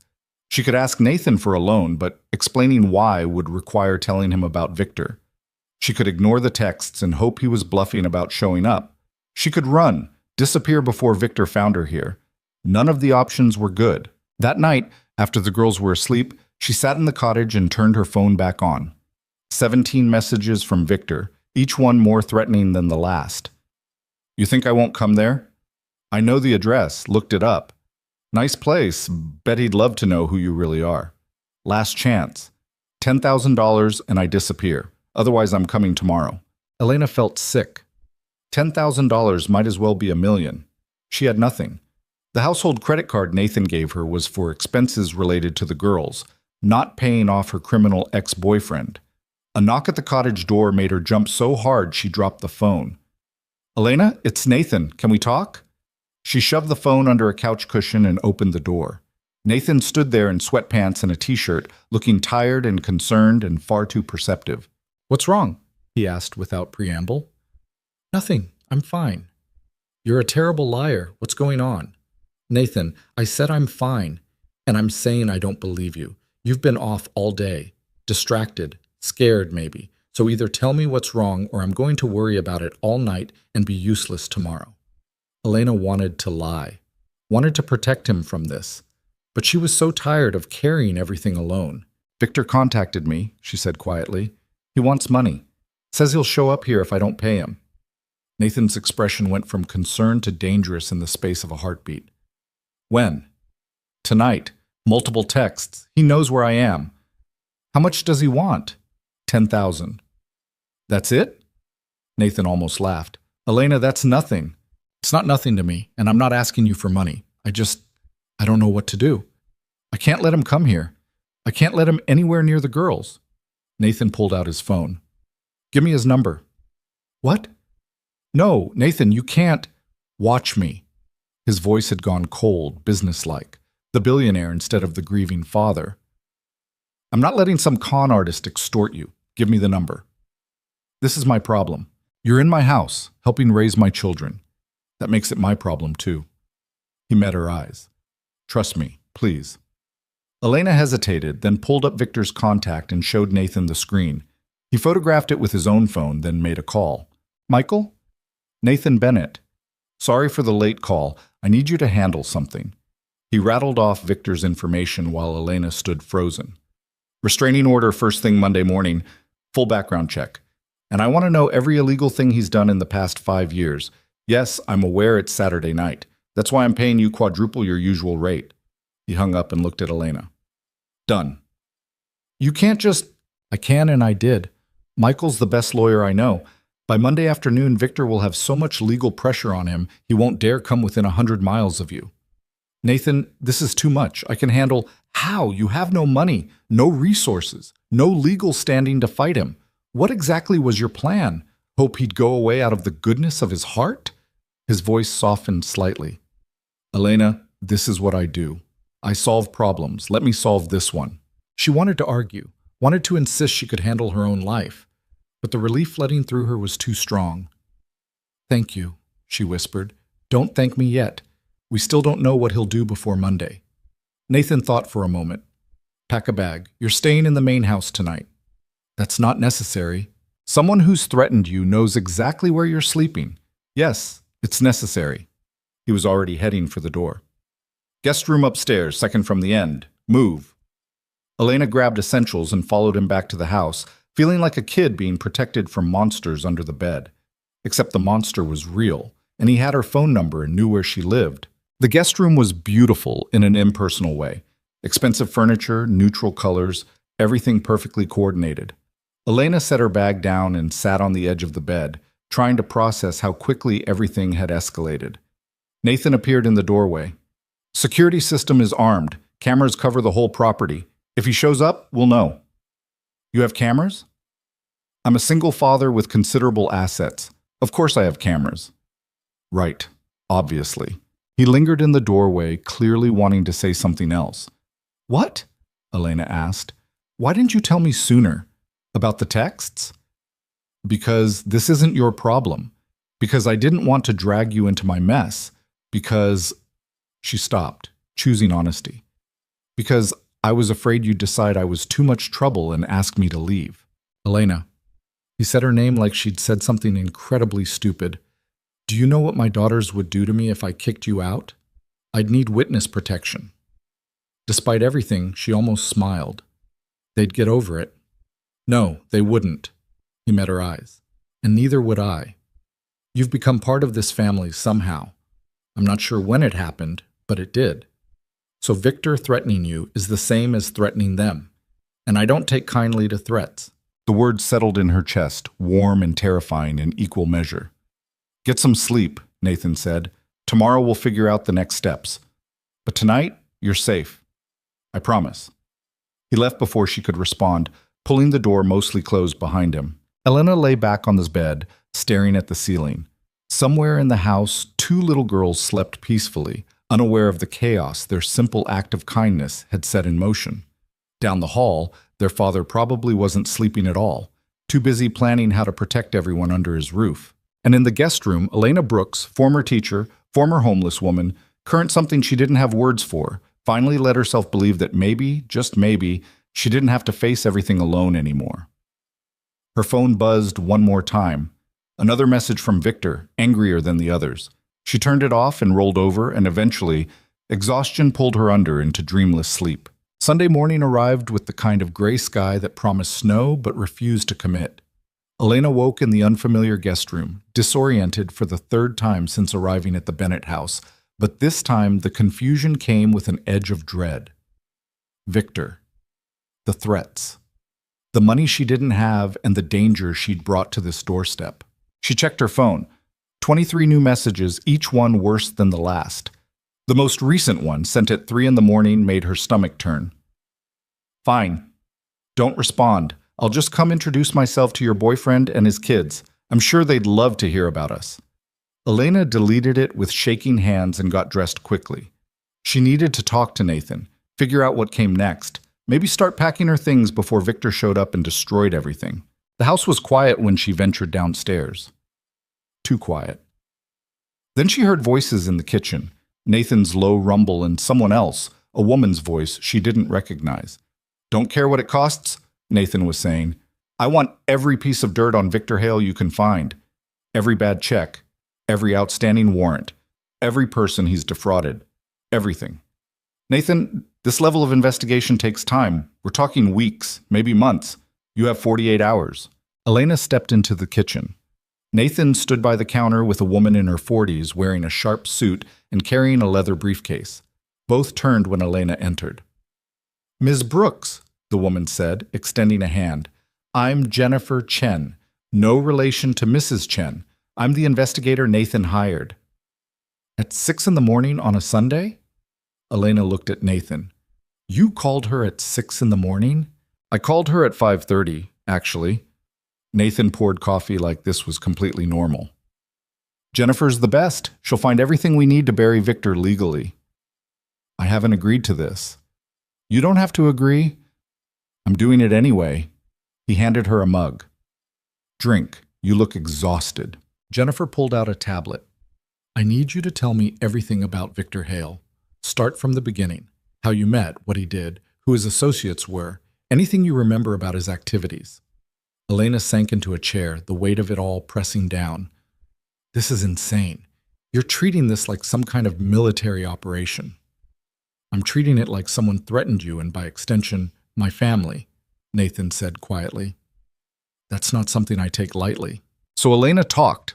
She told Jennifer everything, meeting Victor at a gallery opening, the whirlwind romance that should have been a red flag, the gambling that started small and spiraled, the forged signatures and fake loans, and the moment she realized everything in her life was built on lies. She talked until her coffee went cold and her voice went hoarse, and Jennifer took notes with the efficiency of someone who'd heard worse stories. He has a pattern, Jennifer said finally. This isn't the first time he's done this. I found 3 other women with similar complaints filed in different states. None of them pursued charges because he disappeared before they could. 3 others? Elena felt sick. There are 3 other people he did this to? That I found in 2 hours of preliminary research. There are probably more. Jennifer closed her tablet. The good news is that means we have multiple witnesses willing to testify. The bad news is your ex-boyfriend is significantly more dangerous than just a gambling addict with debt problems. Define dangerous, Nathan said, his voice sharp. He's connected to a loan shark operation in Atlantic City. Not running it, but working for them as a collector. Which means when he says he needs $10,000, he probably actually needs 50, and the people he owes aren't the type to accept payment plans. Elena's hands started shaking. She set down her mug before she dropped it. So what you're saying is he's desperate. Desperate and connected to people who solve problems with violence. Jennifer looked at Nathan. You need professional security, not just cameras, actual people. Already called them. They'll be here by noon. You called? Elena stood up. Stop. Both of you, just stop. This is too much. I'll leave. I'll go somewhere Victor can't find me, and you can go back to your normal lives, and no. Nathan's voice cut through her panic. You're not running again. You're done running. This isn't your fight. You made it my fight when you became part of my daughter's lives. He was on his feet now, too, anger finally breaking through the controlled exterior. You think I'm going to let some con artist with mob connections threaten you and just shrug it off? You think I'm that person? I think you're a father with two little girls who don't need this chaos. And I think you're someone who matters to those little girls, and whether you believe it or not, you matter to me, too. The words hung in the air between them. Nathan looked like he'd surprised himself as much as Elena. So no, you're not leaving. We're handling this properly, with lawyers and investigators and whatever else it takes. Jennifer cleared her throat. Should I give you two a moment? No, they said simultaneously. All right then. She packed up her tablet. I'll have a preliminary report by tomorrow evening. In the meantime, Nathan's right about security. Don't go anywhere alone, keep your phone on, and if Victor contacts you again, do not respond. Let him talk to my team instead. She left, and Elena collapsed back into her chair, head in her hands. I'm sorry, she said to the floor. I'm so sorry. I should have told you about this sooner. You should have trusted me. Nathan sat across from her. But I understand why you didn't. Trust isn't something either of us does easily anymore. I was trying to protect you, the girls, this whole situation. I know, but you don't have to protect us from your problems. That's not how this works. How does this work, Nathan? Because I still don't understand what I am to you, an employee, a charity case, some homeless woman you took pity on. He was quiet for a long moment. I don't know what to call it either, but I know you're not any of those things. He stopped, struggling. You're someone who makes my daughters laugh again, someone who calls me out when I'm being an idiot, someone who fits into this broken family like you were always meant to be here. And I don't have a label for that, but I know I'm not ready to lose it. Elena felt tears burning behind her eyes. I'm scared, not just of Victor, but of all of this, of mattering to people again, of having something to lose. I'm scared too, every single day, but being scared alone is worse than being scared together. Before either of them could say anything else, small footsteps thundered down the stairs. Elena! Chloe burst into the kitchen. You slept here. Are you moving into the house? Can you share our bathroom? Ava's stuff is everywhere and… I'm not moving in, sweetie. I just stayed the night. Why? Nathan and Elena exchanged looks. How did you explain stalker ex-boyfriends to 6-year-olds? Because there might be some bad weather coming, Nathan said smoothly, and the cottage isn't as safe in storms. It's not even raining. Not yet. But it might. Ava appeared behind her sister looking skeptical. You're lying. You do that thing with your eyebrow when you lie. What thing? That thing you're doing right now. Nathan sighed. Fine. Someone Elena used to know might try to bother her, so she's staying close to the house for a while to be safe. Bad someone? Chloe's eyes went wide. Potentially problematic someone, Elena corrected. But your dad's handling it. Everything's fine. Are you scared? The direct question caught Elena off guard. She'd been asked a lot of things in her life, but no one had simply asked if she was scared and waited for an honest answer. Yeah, she admitted. A little bit. We'll protect you, Chloe announced with complete certainty. Right, Ava? Right. We're very fierce. They demonstrated their fierceness with roars that sounded more like confused kittens. Elena laughed despite everything, and Nathan's expression softened watching his daughters try to solve adult problems with childhood logic. Thank you, Elena told them. I feel much safer now. Can we have pancakes again? Ava asked, already moving on to more important matters. I think we can manage that. The rest of Sunday passed in forced normalcy. Elena made pancakes. The girls played board games with rules they invented as they went along. Nathan worked in his office but emerged every hour like he was checking to make sure Elena was still there. Security personnel arrived at noon, two serious-looking people who walked the property and installed additional cameras without fanfare. This is really happening, Elena murmured, watching through the window as one of them checked the cottage's perimeter. This is me making sure you're safe, Nathan corrected. There's a difference. By evening, the normalcy was wearing thin. The girls could sense something was wrong, getting clingy and anxious in the way children did when adults were worried. Bedtime became a negotiation. "Can Elena put us to bed?" Ava asked. "And can you stay, Daddy?" Chloe added. "Both of you?" So they did. Nathan read while Elena sat on the floor between the beds, and they took turns doing different character voices that made the girls giggle. It felt absurdly domestic, like playing house, except the house was real and the stakes were higher than any game. After the girls fell asleep, Nathan and Elena stood in the hallway again. It was becoming their spot, the place where they had the conversations they couldn't have anywhere else. "Jennifer called," Nathan said quietly. "Victor's been seen in the area, about 30 miles away, at a casino. She has someone watching him." "You have someone watching my ex-boyfriend?" "I have someone making sure your ex-boyfriend doesn't show up here." "Yes." "Nathan, this is, necessary. The word you're looking for is necessary." He ran a hand through his hair, a gesture she'd learned meant he was stressed. "I meant what I said this morning, about you mattering. I just want to make sure you know that." "I know. I'm just not sure what to do with it." "Neither am I, honestly. I wasn't planning on this. Any of this." "What were you planning?" "To get through each day without completely falling apart. To make sure my daughters survived losing their mother.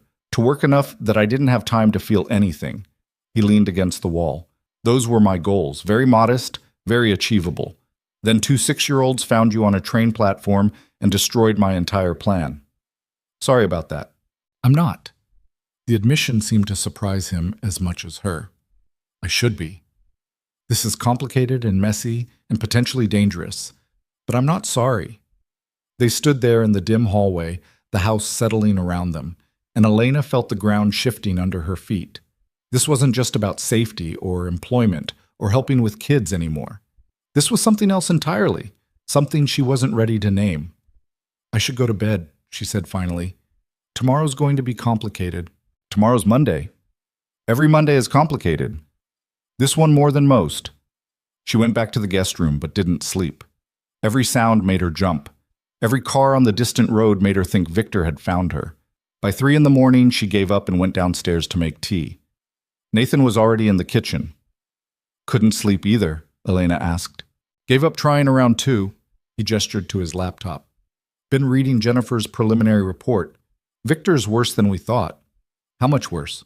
"Multiple assault charges that were dropped, restraining orders from 2 ex-girlfriends, evidence he's been running courier jobs for the loan shark operation, which means he's in deeper than just owing money." Nathan closed the laptop. "He's not going to just go away, Elena. Even with legal pressure, men like this don't accept defeat easily. So what do we do?"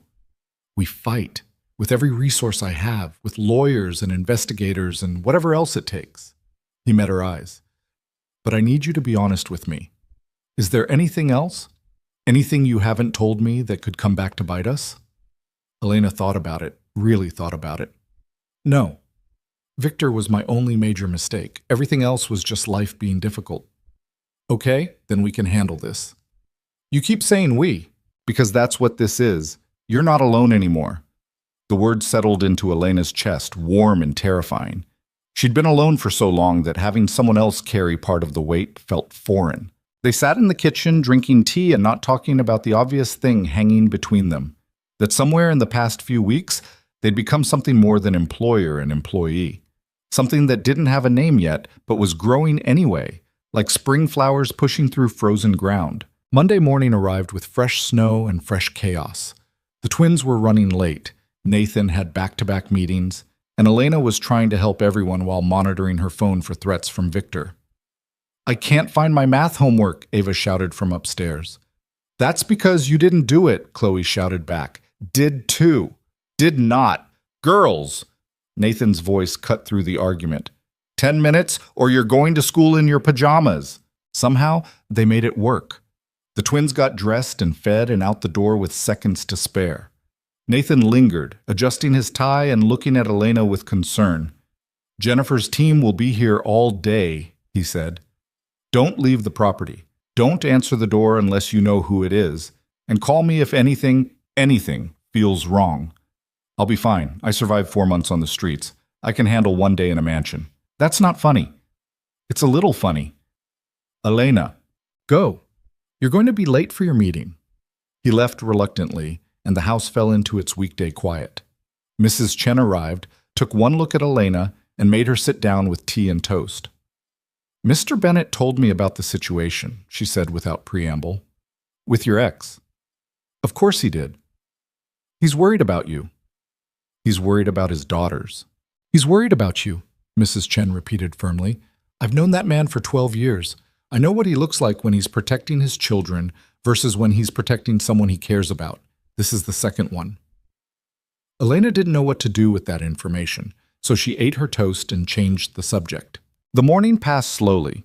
Elena tried to stay busy, organizing the girls' craft supplies, responding to emails from Nathan's lawyer about her fraud case, anything to keep her mind off Victor. Security personnel rotated through the property on a schedule she didn't understand but found oddly comforting.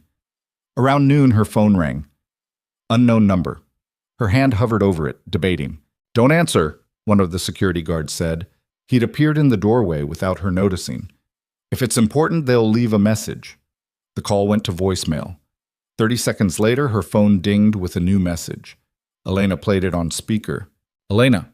Victor's voice filled the kitchen, smooth and familiar and wrong. I know you're there. I know you think Bennett's money can protect you. But here's the thing. I don't want his money. I want mine. The money you owe me for the years I spent taking care of you. So you have two choices. Meet me tonight at the diner on Route 9, 8 o'clock, with $10,000 in cash. Or I show up at that mansion and have a very interesting conversation with your new family about who you really are. The message ended. Elena stared at the phone, her hand shaking. The security guard was already on his radio. We have contact. Sending you the recording now. Things moved fast after that. Jennifer appeared within the hour, Nathan called from his meeting, and suddenly Elena's quiet Monday became a tactical planning session she hadn't asked for. You're not meeting him, Nathan said through the phone speaker. Absolutely not. He's not bluffing about coming here, Elena argued. I know him. He'll do it. Then we'll have him arrested for trespassing and harassment. And what happens to the girls when police cars show up and their father is having his ex-employee's ex-boyfriend dragged away? You think that's better? Silence on the other end. I'm meeting him, Elena said. In a public place, with security nearby. I'll give him enough cash to go away and he'll be back in a month asking for more, Jennifer interrupted. That's how extortion works. You don't negotiate with people like Victor. You eliminate the leverage. I don't have leverage. He has all the leverage. Not anymore. Jennifer pulled out her tablet.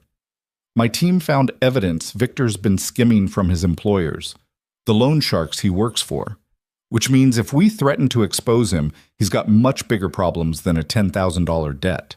Elena felt like she was watching a chess game where she didn't understand the rules. You want to blackmail my blackmailer? I want to give him a reason to disappear permanently, and the fear of being murdered by loan sharks is a pretty compelling reason. This is insane. This is necessary, Nathan said, echoing his words from the day before. Let Jennifer's team handle it. Please. And what do? Just sit here while you all play spy games with my life? You stay safe. That is what you do. Elena wanted to argue, but she was too tired, too scared, too aware that she was out of her depth in waters she'd never learned to navigate. Fine, she said. Handle it. But if this goes wrong, it won't, Nathan said with more confidence than she felt. The afternoon dragged. Elena tried to distract herself but couldn't focus on anything. Mrs. Chen eventually gave up and sent her to the cottage with instructions to rest. You look like you're about to vibrate out of your skin, the older woman said. Go, take a bath. Read a book. Do something that isn't worrying. The cottage felt different now, less like sanctuary, more like hiding. Elena ran a bath and tried to relax, but her mind wouldn't stop racing. What if Victor didn't care about the loan sharks? What if he showed up anyway?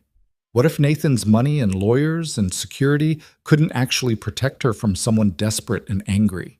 She was still in the bath when her phone rang. Nathan. It's done, he said without preamble. What's done? Jennifer's team met with Victor, showed him the evidence they'd found, explained very clearly what would happen if his employers found out he'd been stealing. Gave him a choice, take $5,000 cash and disappear, or take nothing and spend the next month running from people who don't solve problems with lawyers. Elena sat up so fast water sloshed over the tub's edge. You paid him after all that talk about not negotiating? I paid him to go away. There's a difference. He signed papers, legal documents saying he'll never contact you again, never come near you or anyone associated with you. If he violates them, he's facing criminal charges and a very angry mob. So yeah, I paid him $5,000 for your peace of mind. I'd pay a lot more than that. Nathan. He's gone, Elena. Really gone. Jennifer's people watched him get on a bus heading west. It's over. The relief hit her so hard she couldn't breathe for a second. It's really over? It's really over. She cried then, hot tears mixing with bathwater, the kind of crying that came from releasing tension you'd held for so long you forgot it was there. Nathan stayed on the phone, not saying anything, just being present while she fell apart. When she could finally speak again, her voice came out rough. Thank you. I don't know how to thank you for this. You don't have to thank me. This is what family does. Is that what we are? Family? The pause stretched long enough that Elena thought the call had dropped. Yeah, Nathan said finally. I think maybe that's exactly what we are. They hung up, and Elena finished her bath in a daze. Victor was gone. Actually, gone. She didn't have to look over her shoulder anymore or jump at every unknown number. She could breathe. The twins came home to find Elena in the kitchen helping Mrs. Chen make dinner. Both girls immediately sensed the change in atmosphere.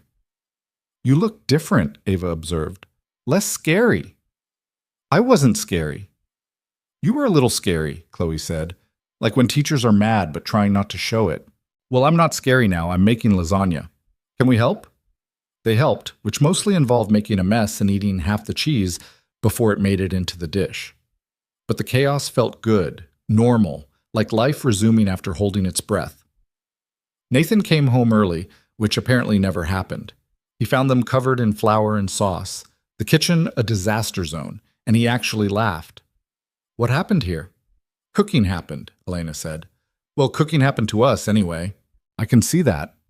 He leaned against the doorframe, watching them with an expression Elena couldn't quite name. Content, maybe. Or something close to it. Dinner was chaotic and perfect. The lasagna turned out better than expected, and the twins told elaborate stories about their day at school, and Nathan actually participated in the conversation instead of checking his phone. It felt like the kind of family dinner Elena used to imagine other people had, back when her own family was fractured and distant. After the girls went to bed, Nathan and Elena ended up in their usual spot in the hallway, but this time the tension felt different, lighter. I keep waiting for the catch, Elena said. For this to all fall apart. What if there isn't one? What if it just keeps being this? This doesn't last. Good things don't last for people like me. People like you? Nathan turned to face her fully. You mean people who are resilient and kind and who make my daughters laugh for the first time in 2 years? Those people? Those people who were homeless 3 weeks ago. People with destroyed credit and no job prospects and ex-boyfriends who show up demanding money. Ex-boyfriend, singular and past tense. He's gone. Your credit's being repaired, and you do have job prospects. You're already working here. As what? Unofficial nanny? Temporary helper? This arrangement has an expiration date, Nathan. Does it have to? The question hung in the air between them. What are you asking? Elena's voice came out barely above a whisper. I don't know exactly, but I know I don't want you to leave when the 6 months are up. I know my daughters need you, and I think maybe I need you too, and I'm tired of pretending this is temporary when it doesn't feel temporary at all. Nathan, you don't have to answer now. I'm just saying, think about it. Staying, not as an employee or a charity case, but as someone who belongs here. He left her in the hallway before she could respond, and Elena stood there for a long time, trying to process what had just happened. She walked back to the cottage in a daze, her mind spinning. Stay. Actually stay. Build a life here with these people who'd somehow become her people. It was terrifying. It was impossible. It was everything she'd stopped letting herself want. That night, Elena dreamed of train platforms and freezing wind. But this time when she woke up shivering, she remembered she wasn't there anymore. She was safe. She was warm. And maybe, just maybe, she was home. Winter gave way to spring slower than Elena expected. Like the season itself wasn't quite ready to let go. But by late March, the snow had finally melted, revealing gardens that Mrs. Chen immediately began planning to restore, and mornings no longer felt like punishment. Elena had been at the Bennett house for almost 3 months, and the question Nathan had asked that night in the hallway remained unanswered, hanging between them like morning fog that never quite burned off. She'd gotten good at avoiding it, good at focusing on the twins, on helping Nathan's lawyer clear her legal mess, on anything except the terrifying possibility that she might actually stay. Because staying meant trusting that this wouldn't fall apart. Staying meant believing she deserved something more than survival. And Elena had spent a long time believing she didn't deserve much of anything. "You're doing it again," Mrs. Chen said one afternoon, watching Elena reorganize the pantry for the third time that week. "Doing what?" "That thing where you clean when you're worried. Last week you alphabetized the spice rack. The week before that you rearranged all the girls' books by color. They look better by color. They look like you're avoiding something." Mrs. Chen pulled out a chair, sat down with the authority of someone who'd earned the right to speak freely. "What's going on in that head of yours?" Elena set down the can of soup she'd been staring at without seeing. "Nathan asked me to stay. Like, really stay. Not just for 6 months." "I know." "You know?" "He told me. Asked my opinion, actually, which surprised both of us." Mrs. Chen smiled slightly. "I told him you'd be stupid to leave, and he'd be stupid to let you, but that's just me."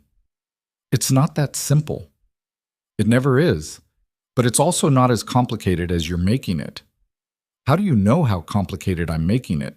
"Because I've watched you for 3 months.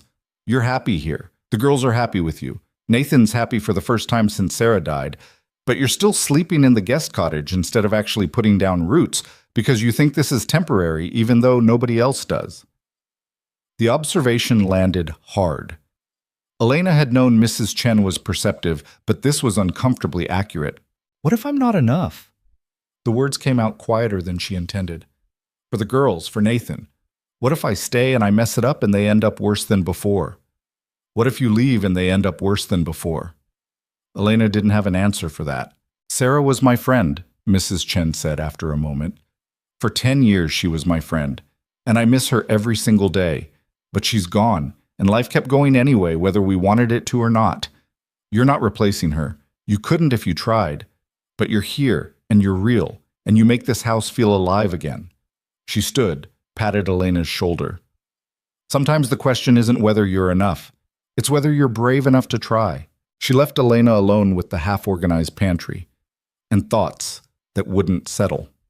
The girls came home from school arguing about something involving playground politics and who had the right to the blue swing during recess.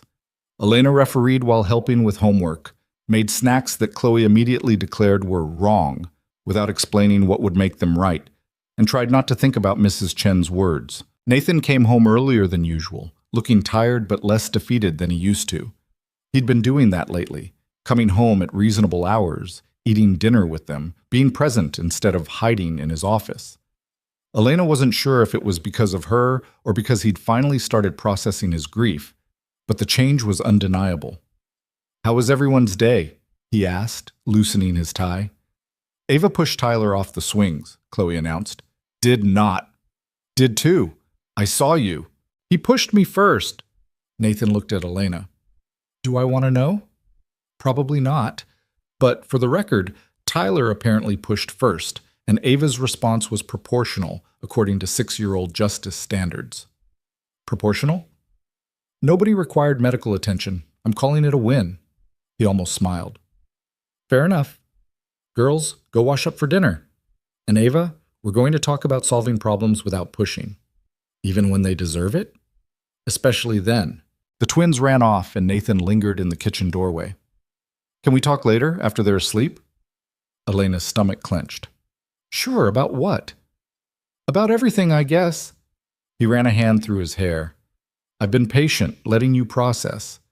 But I need to know where we stand." "Nathan, later," he said gently. "Let's just get through dinner first." Dinner was spaghetti, which the girls consumed with more enthusiasm than table manners. Elena watched Nathan try to teach them to twirl pasta properly and fail spectacularly, sauce ending up on everyone. It should have been chaos. Instead, it felt like the kind of normal she'd stopped believing existed. After dinner, after baths and toothbrushing and the elaborate bedtime routine the twins had developed, Elena found herself back in the hallway with Nathan, their spot, the place where everything important happened. "Walk with me?" he asked. They ended up outside, walking the grounds as twilight settled over everything. The gardens were starting to show signs of life, green shoots pushing through dead leaves, buds forming on branches, evidence that winter eventually ended, even when it felt permanent. "I got the final report from my lawyer today," Nathan said, "about your case." Elena's heart jumped. And they cleared almost everything. The fraud charges are officially dismissed. Most of the debt's been restructured or forgiven. Your credit's not perfect, but it's no longer destroyed. He stopped walking, turned to face her. "You're free, Elena. Really free. You can get your teaching license back, find a job, get your own place. Start over completely if you want." "That's good," she managed. "That's really good." "It is. But here's the thing. I don't want you to start over somewhere else. I want you to stay here." "Nathan, we talked about this." "No, you avoided talking about it. For 3 months you've been avoiding it." His voice was gentle but firm. "And I get it. I do. This is scary and weird and not what either of us planned, but I need to know. Are you staying because you want to or because you feel obligated?" Elena looked at the garden, the house, the lit windows where 2 little girls were probably supposed to be sleeping but were definitely still awake. "I don't know how to separate those things anymore." "Try." She took a breath, let it out slowly. "When I was on that platform, I'd given up. Not just on having a home or a job, but on mattering to anyone. I was just surviving, day by day, and that was all I expected for the rest of my life." She met his eyes. "And then Chloe and Ava stopped. They just stopped and saw me when everyone else walked past. And you brought me here, even though every instinct told you not to. And somewhere in these 3 months, I stopped surviving and started living again." "That's not an answer to my question." "I'm getting there." She smiled slightly. "I'm scared, Nathan. I'm scared of staying because what if I'm not good enough? What if I mess up those girls who've already lost so much? What if you wake up one day and realize you made a mistake bringing home a homeless stranger?" She paused. "But I'm also scared of leaving because these 3 months have been the happiest I've been in years, and I don't want to give that up." "So stay." "It's not that simple." "Why not?" "Because you're still in love with your wife." The words burst out before she could stop them. "You're still grieving Sarah, and I can't be her replacement. I won't be the person you settle for because you're lonely and your daughters need a mother figure." Nathan's expression shifted through surprise, pain, and finally something that looked like understanding. "You're right. I am still in love with Sarah. I probably always will be, in some way. She was my best friend, the mother of my children, the person I plan to grow old with." He stepped closer. "But loving her doesn't mean I can't care about you. It doesn't mean this isn't real." "What is this, Nathan? Really?" "I don't know. I don't have words for it yet." He reached out, hesitated, then took her hand. "But I know that you make me want to be present instead of hiding. You make my daughters laugh again. You call me out when I'm being an idiot, and you fit into this family like you were always meant to be here. And maybe that's not romantic love or whatever we're supposed to call it, but it's real and it matters, and I don't want to lose it." Elena looked at their joined hands, his larger one surrounding hers, and felt something shift in her chest. "I don't want to lose it either." "Then don't. Stay. Not as an employee or temporary help, but as someone who belongs here. We'll figure out what that means as we go." "That's a terrible plan. Do you have a better one?" She thought about it. About the guest cottage she'd never fully unpacked. About the teaching job she could apply for now that her record was clear. About the life she could rebuild somewhere else, alone, safe from the risk of caring too much. And then she thought about Chloe's laugh and Ava's serious questions and Nathan's rare smiles. About Mrs. Chen's knowing looks and family dinners and feeling like she mattered to people who mattered to her. "No," she said finally. "I don't have a better plan." "Is that a yes?" "It's a yes. I'm staying." Nathan exhaled like he'd been holding his breath for months. Maybe he had been. Maybe they both had. "There's one condition," Elena said. "What?" "I'm not moving into the main house. Not yet. The cottage works. It's mine, and I need that space. Done. Anything else? And we tell the girls together, this isn't just your decision or mine. They get a say. They've been asking me when you're moving in permanently for the past month. I think we know where they stand. Still, they deserve to know what's happening. They walked back to the house in comfortable silence, hands still linked. Elena felt like she'd just jumped off something very high without knowing if she could fly. But for the first time in years, the fear felt like possibility instead of threat. The twins weren't asleep, of course. They were supposed to be, but when Nathan and Elena peeked into their rooms, both girls were clearly faking it. Their breathing too deliberate, their positions too still. "We know you're awake," Nathan said. Both girls sat up immediately, grinning. "We have something to tell you," Elena said, sitting on the edge of Ava's bed while Nathan leaned against the door frame. "I'm going to stay here, for real. Not just 6 months, but as long as you want me here." Chloe launched herself out of her bed and into Elena's arms so fast she nearly knocked them both over. "I knew it. Ava, I told you. I said she was going to stay." "You did not. You said maybe. Maybe definitely counts. That's not how words work." "Girls," Nathan said, but he was smiling. "Let Elena breathe." Ava climbed into the hug more carefully, but her arms wrapped just as tight. "Are you going to be our new mom?" The question everyone had been avoiding landed in the middle of the room like a grenade. "No," Elena said gently. "I'm not your new mom. You already have a mom, and nobody can replace her. But I can be Elena, and I can be here, and I can care about you very much. Is that enough?" Both girls considered this with the seriousness of children navigating complicated emotions. "Can you still help with homework?" Chloe asked. "Of course. And make pancakes?" "Definitely. And tell Daddy when he's being stupid about work?" "Chloe," Nathan warned, but Elena laughed. "Yes, I can tell your dad when he's being stupid about work." "Then it's enough," Ava decided. "You can be Elena who lives here and takes care of us but isn't our mom. That's okay." Such simple logic from someone so young.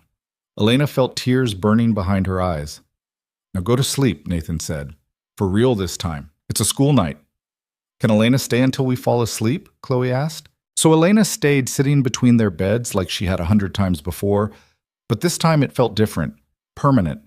Like she wasn't just filling a role temporarily, but actually becoming part of the fabric of this family. When both girls were finally asleep, Nathan walked Elena to the cottage. They stood on the small porch, the night air cool but no longer freezing. "Thank you," he said quietly. "For staying, for trusting this.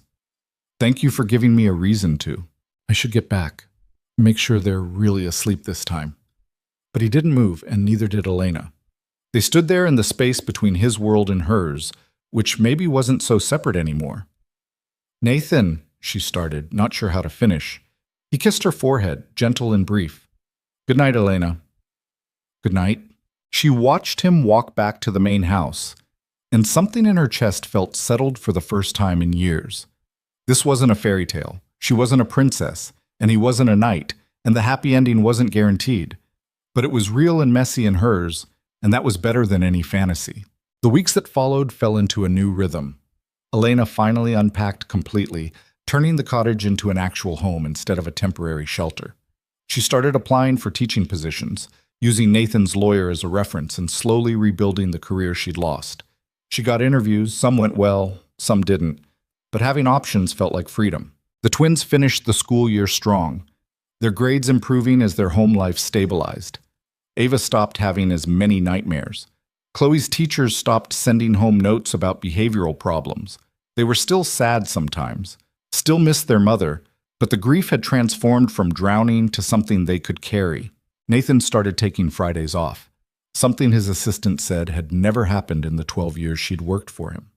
They spent weekends actually being a family, parks and museums and movie nights, and all the ordinary things that felt extraordinary because they'd all forgotten how to do them. In May, Elena got a job offer. A middle school in the next town over needed an art teacher starting in September. The salary wasn't great, but it was real. It was hers. She accepted, and Nathan took everyone out to celebrate. "You're really doing it," he said over ice cream that the twins were consuming with more enthusiasm than strategy. "Getting your life back." "Yeah," Elena agreed, "I really am." I'm proud of you. The words settled warm in her chest. When was the last time someone had said they were proud of her? When had she last done something worth being proud of? Thank you for everything. The lawyer, the safety, the chance to figure this out. You did the work. I just provided resources. Still, I wouldn't be here without you. We wouldn't be here without you either. He glanced at his daughters, who were debating whether chocolate or vanilla was superior with the intensity of philosophers. They're different now, better. And so am I. Better how? Less afraid, less angry, less convinced the world is just waiting to take everything I love. He paused. Sarah would have liked you, I think. She would have appreciated how you didn't try to be her. It was the first time he'd talked about Sarah directly to Elena, and it felt significant, like a door opening. I wish I could have known her, Elena said honestly. Me too. But I'm glad I know you. Summer arrived with heat that made the twins complain dramatically and demand pool time every afternoon. Elena taught them to swim properly, patient through their fear and frustration. Nathan would come home from work and find all three of them in the water, laughing and playing games that had no rules. One evening in late July, after the girls had gone to bed exhausted from a day at the beach, Nathan and Elena sat on the patio watching fireflies emerge in the garden. I've been thinking, Nathan said carefully. About us. Elena's stomach tightened. What about us? About what we are, what we're becoming. He turned to face her. I care about you, Elena, more than I thought I'd ever care about anyone again. And I know this is complicated with the girls and Sarah's memory and everything else. But I want to try, if you do. Try what? Being more than whatever undefined thing we've been doing for 6 months. Actually being together. Elena had known this conversation was coming, had been simultaneously hoping for it and dreading it. Nathan, I don't know if I'm ready for that. Okay, when will you be ready? I don't know that either. She pulled her knees to her chest. I'm still figuring out how to be a person again, how to have a job and a place to live and people who care about me. Adding a relationship on top of that feels like too much. So we wait. You'd really wait? Just like that? Elena, I waited 2 years to feel anything after Sarah died. I can wait however long you need to feel ready. He reached over, took her hand. I'm not going anywhere. Neither are you, apparently. We have time. And somehow, that was exactly what she needed to hear. Not pressure or demands or timelines, just patience, just time. August brought the end of summer and preparation for the new school year. The twins started first grade, anxious and excited in equal measure. Elena prepared for her first day teaching in almost 2 years, terrified she'd forgotten how. You're going to be amazing, Nathan assured her the night before. What if I'm terrible? What if I forgot everything? Then you'll figure it out. You're good at that. The first day of school was chaos. Elena had forgotten how loud 25 middle schoolers could be, how much energy it took to manage a classroom, how rewarding it felt when a student's face lit up with understanding. She came home exhausted and exhilarated. How was it? The twins demanded the moment she walked in. Tiring, great, weird, all of it. She collapsed on the couch. How was first grade? Our teacher is nice, but she makes us sit in assigned seats, Chloe said. That's basically torture. That's basically normal, Nathan corrected. Same thing. They told her about their day in overlapping detail while Elena tried to process her own. She had a job again, a real job. She was contributing, earning money, rebuilding a life that looked almost normal. The fall settled into routine. Elena taught during the week, helped with the twins in the evenings, spent weekends with a family that had somehow become hers.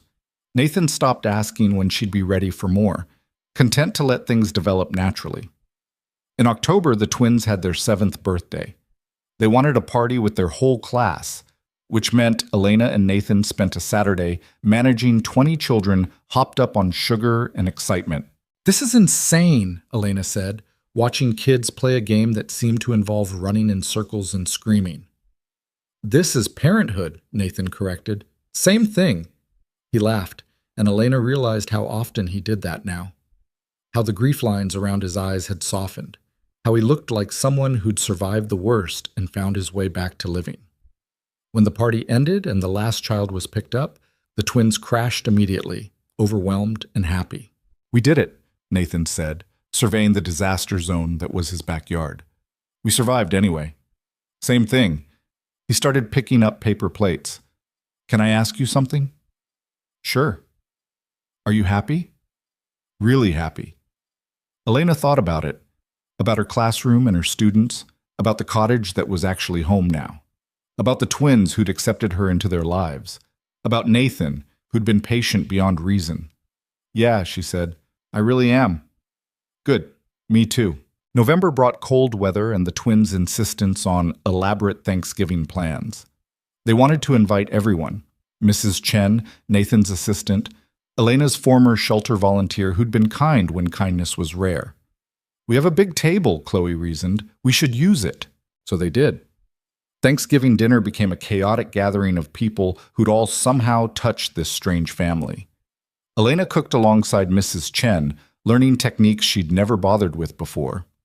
Nathan actually took the day off, which his assistant claimed was a minor miracle. Sitting at that table, surrounded by noise and laughter and people who'd chosen to show up, Elena felt something shift. This was what she'd been looking for all along. Not perfection or fairy tales or rescue, just people who saw her and chose to stay anyway. After dinner, after everyone had left and the twins were sleeping off their food comas, Elena and Nathan cleaned up together. This was good, she said. Exhausting, but good. Sarah always wanted to host Thanksgiving, Nathan said quietly. But we were always traveling or I was working or something got in the way. She'd be glad we finally did it. Tell me about her, Elena said. Really tell me. Not just the summary version. So he did. He told Elena about meeting Sarah in college, about their terrible first date that somehow led to a second one, about how she'd wanted 6 kids and he'd wanted none, and they'd compromised on 2, about her terrible singing voice and her better sense of humor and how she'd made him laugh even when he was convinced nothing was funny. She sounds amazing, Elena said when he finished. She was. But she's gone, and you're here, and I'm learning that those things can both be true. He looked at Elena directly. I loved her. I still love her. But I'm also starting to love you, and that's okay too. Elena's breath caught. Nathan, you don't have to say it back. I just needed you to know. He stood, stretched. I'm going to bed. Take your time processing. He left her in the kitchen with the truth hanging in the air. Elena sat there for a long time, thinking about train platforms and freezing nights, and the moment 2 little girls had stopped to notice her. About Nathan's initial reluctance and eventual trust. About Mrs. Chen's wisdom and the twins' acceptance, and all the small moments that had added up to something bigger. She'd spent so long believing she didn't deserve good things that she'd forgotten to notice when they showed up anyway. December arrived with the first real snow of the season. The twins demanded a snowman building competition, which devolved into a snowball fight that left everyone soaked and laughing. On Christmas Eve, after the girls were finally asleep and the presents were hidden, Elena and Nathan sat by the fireplace in comfortable silence. I have something for you, Nathan said, pulling out a small box. Nathan, we said no gifts. Ooh, this isn't a gift, it's a question. He opened the box to reveal a key. Move into the main house, not as staff, not as a temporary solution, as family. Elena stared at the key. The cottage becomes a studio, an art space, somewhere you can paint and create without anyone bothering you, but you'd sleep here, in the house, with us. He paused. If you want to. She thought about her small cottage, her independence, her carefully maintained boundaries. And then she thought about the twins calling her down for breakfast and Nathan leaving her coffee exactly how she liked it and being part of something instead of adjacent to it. Okay, she said. Okay? Okay, I'll move in. Not because I have to, but because I want to. Nathan's relief was visible. When? After the holidays. Give me time to reorganize, figure out what goes where. Fair enough. He set the key in her hand. Merry Christmas, Elena. Merry Christmas. She moved in on New Year's Day, the twins helping her carry boxes and arguing about which bedroom should be hers. Not the master. That still felt wrong somehow. But the suite at the end of the hall, with windows overlooking the garden and space for all her art supplies. This is really happening, she said, standing in her new room surrounded by boxes. Is that okay? Nathan asked from the doorway. Yeah, it's okay. That night, the four of them made dinner together, a chaotic affair involving too many cooks and not enough coordination. They ate in the kitchen instead of the dining room, the twins telling increasingly elaborate stories about nothing. After the girls went to bed, Elena stood in the hallway outside her new room and tried to believe this was real. Nathan found her there. Having second thoughts? No, just first thoughts that I'm actually letting myself have. Such as I was homeless a year ago, and now I'm living in a mansion with a billionaire and his daughters, and somehow that's my life. Is it a good life? Elena thought about everything that had led here, the bad decisions and worse luck, the freezing platform and the twins who'd stopped, the slow rebuilding of everything she'd lost, the realization that being saved wasn't weakness, and asking for help didn't mean failure. Yeah, she said, it's a really good life. Nathan kissed her then, properly this time, not just a forehead brush, but something real. Elena kissed him back, letting herself feel it without fear. When they pulled apart, both of them slightly breathless, Nathan smiled. Should have done that sooner. Probably, but we got here eventually. We did. Spring came again, the gardens blooming with life that Mrs. Chen had carefully cultivated. The twins finished first grade with perfect attendance and only moderate disciplinary issues. Elena's teaching contract was renewed for another year. Nathan continued taking Fridays off and being present instead of absent. One warm evening in May, exactly a year after the train platform, Elena and Nathan sat on the patio while the twins played in the garden. I've been thinking, Elena said, about how none of this should have worked. Statistically, reasonably, logically, bringing home a homeless stranger should have been a disaster. And yet here we are. She watched the twins chase fireflies, their laughter carrying across the yard. I don't think I ever thanked them, the girls, for stopping that night. They'd probably just ask if you're making pancakes tomorrow. Fair point. She leaned against him, comfortable and easy. You know what the weirdest part is? I'm not waiting for it to fall apart anymore. I actually believe this is real. It is real. I know. It just took me a while to trust that. Nathan pulled her closer. I'm glad you stopped running. I'm glad you let me stay. The twins ran over, demanding attention for the 17 fireflies they'd supposedly counted. Elena helped them make a game of it, teaching them to be gentle with creatures that glowed. Later, after baths and bedtime stories and goodnight kisses, Elena stood in her room, her actual room in the main house, and thought about the year that had passed, about the woman who'd been freezing on a platform, convinced she'd lost everything, about the twins who'd seen past the dirt and desperation to the person underneath, about Nathan, who'd fought his every instinct to help a stranger and ended up finding a family again. She'd learned something important in that year, that rock bottom wasn't the end of the story, that sometimes the people who saved you were the ones you saved right back, that family wasn't always blood and home wasn't always where you started. Sometimes home was a mansion you'd never imagined being inside. Sometimes family was a grieving billionaire and his daughters and a housekeeper who'd become a friend. Sometimes saving yourself looked like accepting help from people who saw you when everyone else looked away. Elena climbed into bed, her bed in her room in her home, and fell asleep without nightmares. Down the hall, Nathan lay in his room and thought about the woman who'd changed everything by simply accepting an offer he'd almost been too afraid to make. And in their shared bedroom, Ava and Chloe slept peacefully, dreaming of fireflies and pancakes, and the person who'd stumbled into their lives on a freezing platform and decided to stay. The house settled around them, warm and full and alive in ways it hadn't been since Sarah died. Different, yes, but still a home, still a family, just one that had been broken and rebuilt and was learning to be whole again. Outside, the spring night pressed close, gentle and forgiving, the kind of night that promised tomorrow without making demands about how you got there. And on platform 7 at the city train station, other people waited in the cold, some with tickets to somewhere better, some just trying to survive until morning. Life went on there like it always had, indifferent to individual stories. But one woman who'd once sat shivering against a concrete pillar was no longer there. She was somewhere warm now, somewhere safe, somewhere she'd learned she belonged. And that, Elena had discovered, made all the difference.